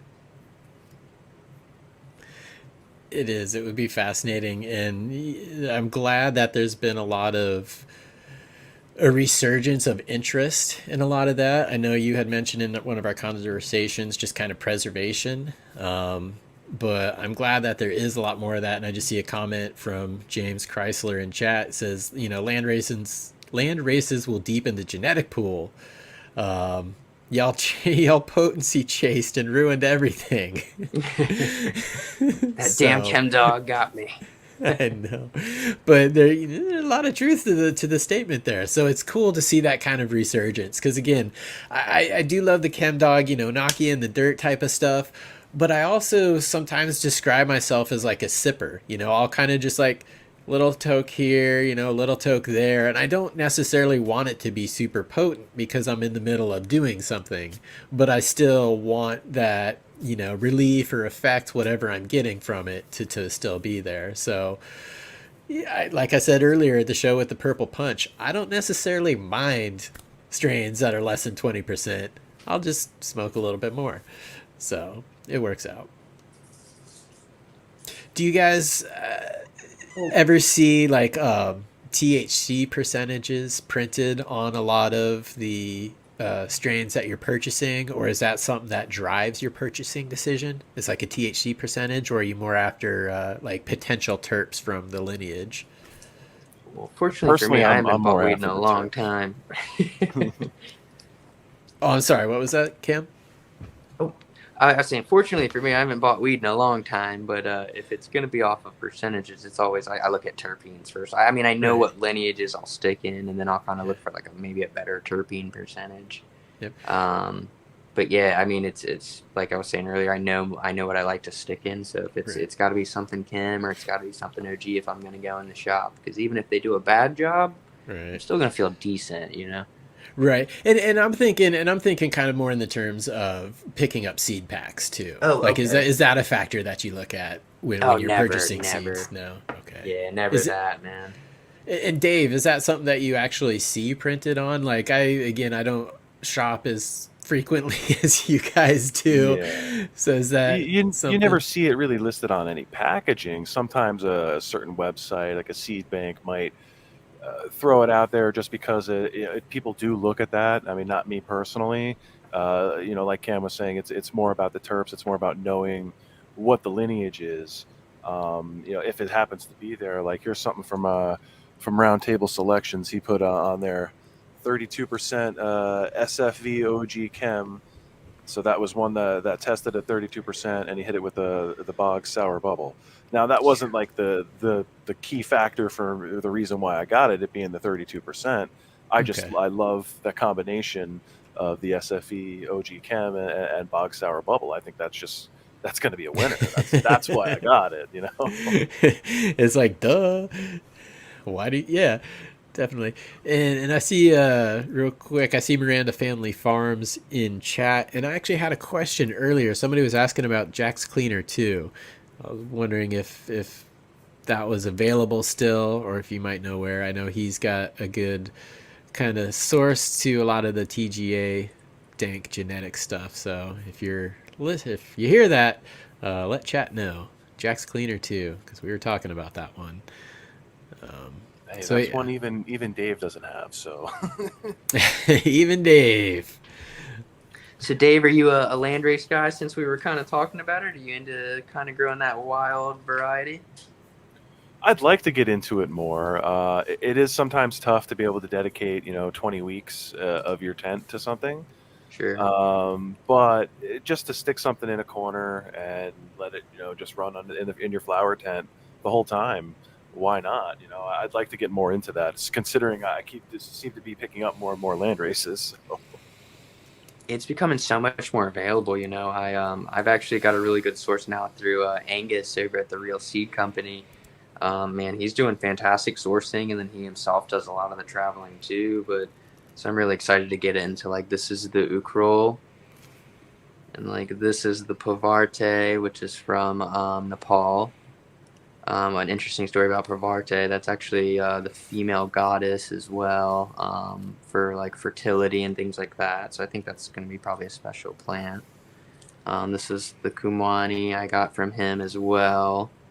And then the Manipuri from Nepal as well. So a lot of cool stuff that are, I think it's really awesome. We're starting to be, the availability to kind of get into that stock now. Like someone's doing the work for us. So I guess it's up to us, for some of us, to kind of start popping some of those seeds and seeing what they're doing. I think the African stuff, I think I'm having an issue sourcing well. I was able to get Katama, some Malawi stuff, some Swazi gold, but that stuff is extremely difficult to grow, honestly. Well, yeah, because they're being grown outdoors and they really love that climate. So I can imagine that there's going to be a difficulty. But as you're mentioning all these names, it's awesome, completely fascinating. But I know I can't go to Leafly and find out the flowering time. I know I can't find out, what I should expect. How does something like that work in those situations? Do you just have to go through it once to figure it out, or is there I think that's a good start for a lot information? of people, but I think a lot of it too is kind of educating yourself on the regions. So anything 0 to 20, that's generally going to be a little bit more on that kind of like wanting to stretch side. It's going to be a little bit more of a longer flower period, generally because that's just the longer days on the earth. The farther north you go, it's going to be a little bit more tamed as far as able to maybe bring it inside as like a shorter, easier variety to grow, usually at less flower time. But that doesn't always speak for what we were talking about earlier about like Hermy traits and things like that. That's all where you just kind of got to grow it to figure that out. But as far as like if it's going to be a manageable plant to grow indoors or outdoors, you just kind of got to do a little bit of research on what the region's like, what the conditions are like. Generally, anyone doing landrace research too, they're all about taking pictures of the plants. So you should definitely look into what they're seeing. That's all great advice, because I honestly I wouldn't have known. So that does make sense. Look at the region. Good advice there. Appreciate that. Hey, worst comes to worst, you can even talk to the breeder, get their knowledge on what they've run. That definitely always can help too. That's the best way, Dave. I should have jumped right to that. Yeah. Well, that's not always an option, especially for when you get some of these long, far away land races. But you're absolutely right, Dave. Yeah, talking to the breeder, that's something that a direct message from Toad is going to help me grow these better. And the DMT is the direct message of the Toad with Icarus OG times the Ghost of Port Royale. I just had to throw that in there. That was a good one. Segue of the year so far, Chad. I Pat yourself on the back for that one. All right, but I've got nothing to follow that up with, so I'm gonna blow your screen up, Dave, and you can tell me about this new pack. Oh, this is the Malawi I got from Land and Air. I have yet to grow it. Just hearing Cam talk about those African land races made me remember. It's like, oh yeah, I happen to have at least one. Maybe not quite the selection of land races that Cam has, but that's okay. Dude, the Malawi plants are awesome, though. I think you'll really enjoy that one. I mean, they're extremely untamed for indoor environments, but I ran it outdoors here on the Eastern Shore. Like, we're actually, technically, hurricane season, we're below sea level. Like, we're a sinking sandbar that we replenish the sand every year. So crazy humidity, and man, that thing dealt with it like a hoss. Like, it had no PM issues. I found like a lot of grape profiles, like that typical kind of like landracey grape, and then I found a couple purple plants, which were gorgeous. I would love to run it outdoors, but there's no way I can where I'm at. I'm a little further north than you. Yeah, it's a big plant, I'll say that for sure. I didn't find one that wanted to stay tamed. Even after you prune it, it goes at least 3 times its size in veg. Wow. Yeah, You're scaring me. Well, so speaking of kind of the random stuff, Dave, you got any old bag seeds? Like, you got anything that you kind of kept around, or anything from like your friends or something where you're like, man, I should maybe hold on to these just in case? I always do for years, because that's honestly how I started, was just collecting if I had a really good bag or a decent bag and there happened to be a seed in there and it looked like it was going to be a viable seed. Hell, I threw it in a baggie and collected those for years, and that was how I first started growing. I just took the best of what I had, popped all of them, and only maybe like 10 of them actually popped, and there was only one female out of the whole 10. So it was meant to be, and I ended up running that plant for 5 years. Oh, wow. And how did you identify that on the package? Did you write on there like what you enjoyed from it for like the smoke, or did someone actually give you the bag and like, hey man, this is Irene Alien or this is Irene OG, and you're like, oh, I found a seed. I had no idea what it was. Okay. It was back in the day of, hey, there's some good weed. It was either brick or you had the occasional good connection. So if you got the good stuff and I found a seed in it, I was going to hold on to it. Later on, you'd get told, hey, this is Blue Dream. Hey, this is whatever they were calling it at that time. I would never believe it because it was hard to believe any of the people I was grabbing any of them from back then. It's hard to switch over from like we were getting random nugs like in one bag to like you'd get a nug of OG, you'd get a little bag of purple in there too. You know what I mean? Like you get random nugs. It was never like a bag of OG or anything. So if you found a seed in it, it generally wasn't the same thing that you were going to smoke at the end of the bowl or the end of the bag, you know? Mm-hmm. That's a good point too. I definitely dealt with that a lot. Only a few times. There was only a few times where I was consistently getting good sour diesel, and that was definitely coming from New York City, and it was the bomb. That's personally what I chase in everything gassy I'm looking for, is that exact profile of that earthy just gas combination, and I still haven't quite found it exactly. I've come close, but I'm still searching, always searching. Yeah, the sour's legendary, man. I have some really fun East Coast stories about the sour, honestly. But as far as bag seeds go, man, I need to get into this one. Actually, you were talking about the early 2000s. That's what it's labeled, so I don't even know. Yeah, That's awesome. Yeah, there's just some random ones in there. They look pretty good. There's some dead ones in there, the good, the bad, the ugly. But one of those ones, again, if I can't pop anything out of it, hopefully science will find something cool out of the good times of the 2000s, right? That is hilarious. I have a film canister that says early 2000s on it. It was good times, man. I got a late 90s and an early 2000s. Well, so here's my other one. This is from shout out to my buddy Maryland Organic. But this was some bag seed that he's been saving from some point in '89 and some were from around the 1998 era. So not sure what I'll find in these, but Maryland 89 to 98 weed usually was probably pretty good. Hey, you never know. You look at Tyler from Family Tree Seeds. The Pam he has was found exactly in an old bag seed collection that he had. Okay, now how did he handle that? Because I'm curious how breeders handle that other than saying proprietary. Have you seen breeders come across, and it sounds like Mr. Trees is, but that just straight up says like, it came from a bag seed of cherry pie. So cherry pie bag seed times Pam. How do breeders handle that, or do they just say cherry pie times Pam or whatever? Dave, have you seen that? I would say that depends on the ethics of the breeder. Some of them might not even mention it. Okay. But like I know in Tyler's instance, he doesn't even he can't identify what it's even from as far as saying whether it's like a cherry pie bag seed or anything. It's just random bag seed. But I have seen other breeders say that this was from a bag seed found of whatever cross it happens to be. So I have seen that out there. Okay, because I don't, again, I don't know what the ethics on that one would be. I would say, mention it, but then again, bag seed also gets the negative connotation of, well, everything coming from it is going to be a herm. But then again, at the same time, one of our favorite strains, Chem, is a bag seed. So exactly, I just thought I'd put that up there. So yeah, lots of good things come from bag seeds. I've just never really heard that addressed. We can direct that question to our buddy Berner. Well, I think he could answer that one pretty good. I swear I got a knife around here somewhere.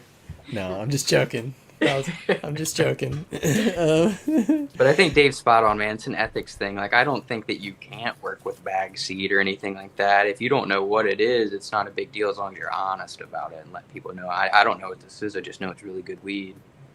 Yeah, I see. Okay, someone, well, I guess that kind of answers it. Sunnyland Grow in chat, S1. I don't know. Does that satisfy the masses, or is that kind of not the whole truth, but a partial truth? Yeah, I would want a little more. Okay. Yeah, exactly. Okay. Yeah, I agree. Just asking. Especially if you're going to grow it out too, like what created that S form? Like why did this plant decide to self itself? Like it was because did you let your grow get too hot? Is that something I shouldn't do? Like if you're honest and you're like, hey, the smoke's fantastic, but if it gets hot in your area, you might see some nanners, or hey man, if you let any leaks through, you might see a little something extra. So as long as you're honest about it, I mean, even a bag seed bred plant can still be super good. Like you're saying, the Chem Dog, man, we're very blessed with that bag seed. Yeah. And now, has there ever been a breeder? And this one, Dave, I don't even think I've asked you yet, but has there ever been a breeder? You know, we're looking at the Duke Diamond stuff, and I mentioned how awesome his directions are on the back. But have either of you experienced a breeder or frequent a breeder that provides that level of information, that like confidence of like, yeah, you tested it in a bunch of different variety or environments, you can tell me those little things like don't let it get hot or don't overwater? Is there anybody that sticks out to either one of you guys or both of you guys that fits that description? Oh man, just Duke really. Yeah, like you're saying, that he's been like the only one that I think has been super like to the detail. This is what the plan is going to look like. I mean, even the ratios that he described as far as like the stretch from veg to flower have always been spot on. So I think if there's anyone I'm not thinking of, he's at least my favorite. I would have to agree with you. He definitely gives you the best description, the best information right there on the package. It's there. Everything you could possibly need to know, it's all going to be there. I do recommend Ross the Jeff with Irie Genetics, although it's not on the packaging. If you do look on his website, he gives great breakdowns as far as what to expect. He even does podcasts on his Grow From Your Heart podcast, dedicated specifically to certain strains he's run. So he's another great resource as far as someone who puts the work in, and you can see what he's doing, and I'm a fan, definitely a fan. Yeah, super accessible guy too. Like both of you said earlier, you know, if you can go to the breeder, go to the breeder. Very helpful. Well, guys, should we do a little bit of a finale, or do you guys have any questions for each other? Because again, we're all collectors, so it's really fun to get together and kind of talk. But you guys both, you know, again, like to shop from the same stores, so please feel free to go back and forth as well. Yeah, my only real question for Dave is, do you want to trade? Off the air. We can work something out. Oh, that's but cool. dude, Sure. yeah, thanks again. I really appreciate you having me on here, Chad. This has been super fun, man. And Dave, your knowledge is impeccable, man. I really love to see what you've got going on over there. You definitely know what you're working with, and you definitely know your breeders. So I really respect that. Hey, the same to you, brother. You've definitely shown me some interesting things. I've really appreciated hearing what you had to say. Thank you. It's been awesome, Cam. I really appreciate you coming on and hanging out with us. And definitely, you know, I hope we keep the conversation going, because I'd love to learn a lot more about the stuff you've done with hemp, a lot more about the CBD. You're a great source of information for that as well. We didn't even really touch on any of the other awesomeness. We just kind of are talking about seeds tonight, but yeah, you have a lot more to offer people. So please take a moment just to kind of let people know about yourself, or where they can find you, and kind of what you have going on, because you're doing some pretty cool things. Please. For sure. So you can check me out. CabronetheCam is my main Instagram profile, but I also have a company called the Free Thinkers Conservation. So essentially, it's just like funding my seed habit. It's me making seeds for my local community, helping people. Like we're in a very rudimentary market here in Maryland, so people don't have access to really good genetics, and they don't know what they're looking for. So that's a lot of my drive, is just to supply the local people around us with good seeds. And then from there, I actually ended up developing into kind of a clothing company too, just to kind of like help get the seeds out to people, you know, like sending out orders, kind of like Bodie and those guys do, where you buy a couple t-shirts and I'll send some seeds out, kind of thing. So that's pretty much my deal, man. I'm just a guy just trying to keep along and grow weed. It's my passion ever since I was a kid. So I work for a med grow now. I'm one of their head growers, essentially. And I'm leaving them the first of the year to take the free thinkers conservation a lot more serious and to kind of get out of the booth realm. The whole factory side of it's getting to me. So all this kind of stuff is it's great, man. It's been super fun, and I'm just really stoked to be here. That's awesome, man, and good luck and congratulations on that change and moving forward and just driving with a passion. So Well, I appreciate that, dude. yeah, Thanks again, man.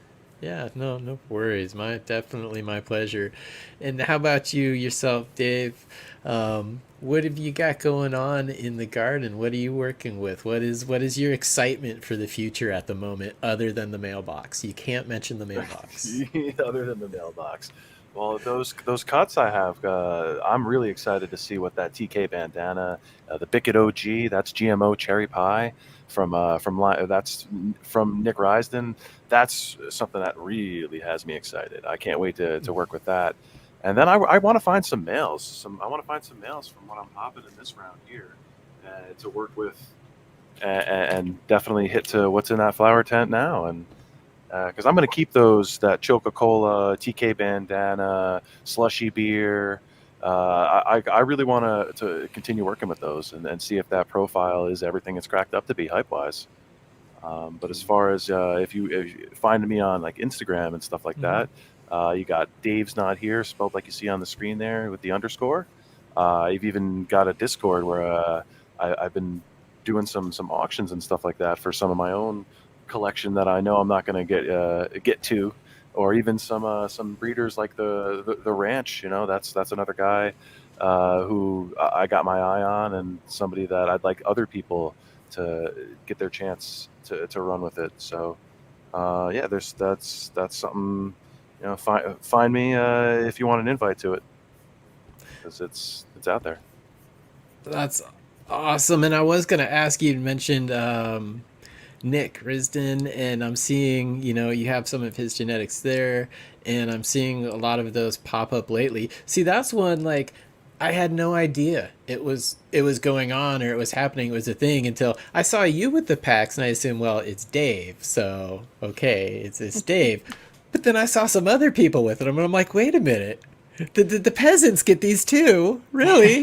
So Peasants. You gotta catch it at the right time. You gotta catch it at the right time. Catch what? Since is it just a IG thing? Is it a website thing? What? I mean, just follow the right people on Instagram, and then you'll know when the time is. Yeah, that for these particular packs, it's follow him on Instagram and be there for the right time. He has dropped a couple of them on a few sites, but it's the limited amounts, and they generally sell out pretty quick. Okay. So they are accessible. You can get them. It's definitely available. He's honestly somebody you should look into having on the show at some point. Yeah, we have an email string going back and forth. He actually wants to bring on a person who I'm not going to name, and that would be cool if that worked out. So hopefully, we have it in the works. I just don't email him too frequently, just because I know he's a busy guy and he's got a lot of things going. So he's about to be a new father as well. So I figure he'll get back to the email when he gets back to the email. But yeah, no, good suggestion, because I would love to get him on kind of more of like a one-on-one basis. He came on with Dutch Blooms a few weeks ago when they were talking about the regenerative conference that they're doing, the 4 regenerative conferences that they're doing early 2022. So he was here for a minute. It was kind of one of those notes. Kevin Jodrey dropped by as well, so I'm like, I talked to Kevin Jodrey. But it's cool. He wasn't talking to me. He was talking to them. Yeah, Nick's a good one to talk to, man, because Nick has such a good perspective on it, where he's like one of those guys that he really likes smoking good weed, but he's also got the medicinal side of it that he needs to. So he's a really good one to talk to about genetics, man. Like, he's got a really good hand on what people could use and what people just kind of want to, because that's always kind of a different thing. Yeah, and now that you mention it, totally. I just saw today he posted up that he got the DEM certification, which for people growing for health reasons is a pretty big deal.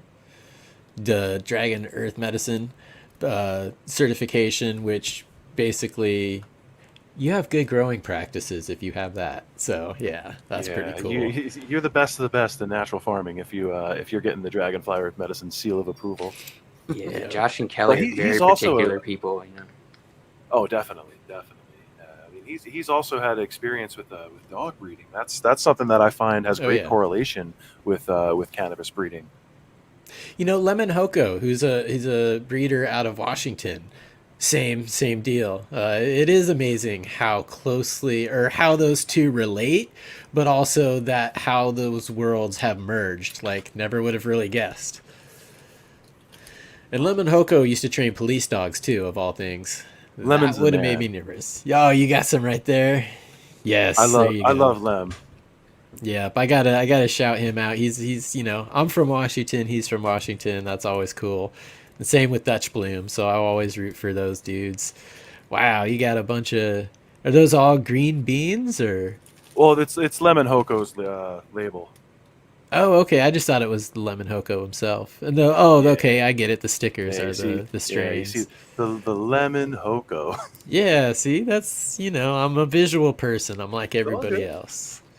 That's why I like Purple Punch. You can say it. It's okay. Yeah, he's a great guy. Another wonderful Discord if you want to look into getting involved with his, the NW47 Discord, a great resource for growing knowledge. Nice. And hey, I just want to say thank you, Lucky Mike. I saw the comment earlier about growing the chems. I appreciate the tip. Thank you, buddy. All right. And I guess just kind of one piece of house cleaning. We've got, as always, a lot of shows on Future Cannabis Project and FCPO2. Tomorrow on Future Cannabis Project in the morning, I know we'll have the Living Soil conversation with Brian and Leighton. I'm not sure who's going to be their guest. That's because I didn't look. I will next time. And then Hota Herb coming up at 6 p.m. But I'm going to be back Friday talking some more genetics. I'm going to be here doing another Daga.Garden interview with Yellowhammer Genetics. So that will be this Friday at 7 p.m. Pacific Standard Time. If you're like Kazoo, that is 10 o'clock on the East Coast. Who tried watching the show at 7 on the East Coast today. Bless his heart. I saw him in chat, so he made the double effort. But yes, thank you there. I'll remove that now. But no, again, guys, thank you so much for your time and the stories and just sharing. I'm definitely happy to connect you guys too. And actually, everybody's Instagram is down in the comments section. So anybody headed out to the Emerald Cup this weekend, enjoy yourself. Carry a big backpack and a little bit of cash, and hopefully you can be like Cam and Dave too. You get some real good stuff there. Yes. I've heard stories of Bodie just handing out buds untrimmed with seeds in them for his seed packs at Emerald Cups. So. Oh my gosh, could you imagine that? Oh man. That's rough. Oh, you mean I had to dig this? No, okay.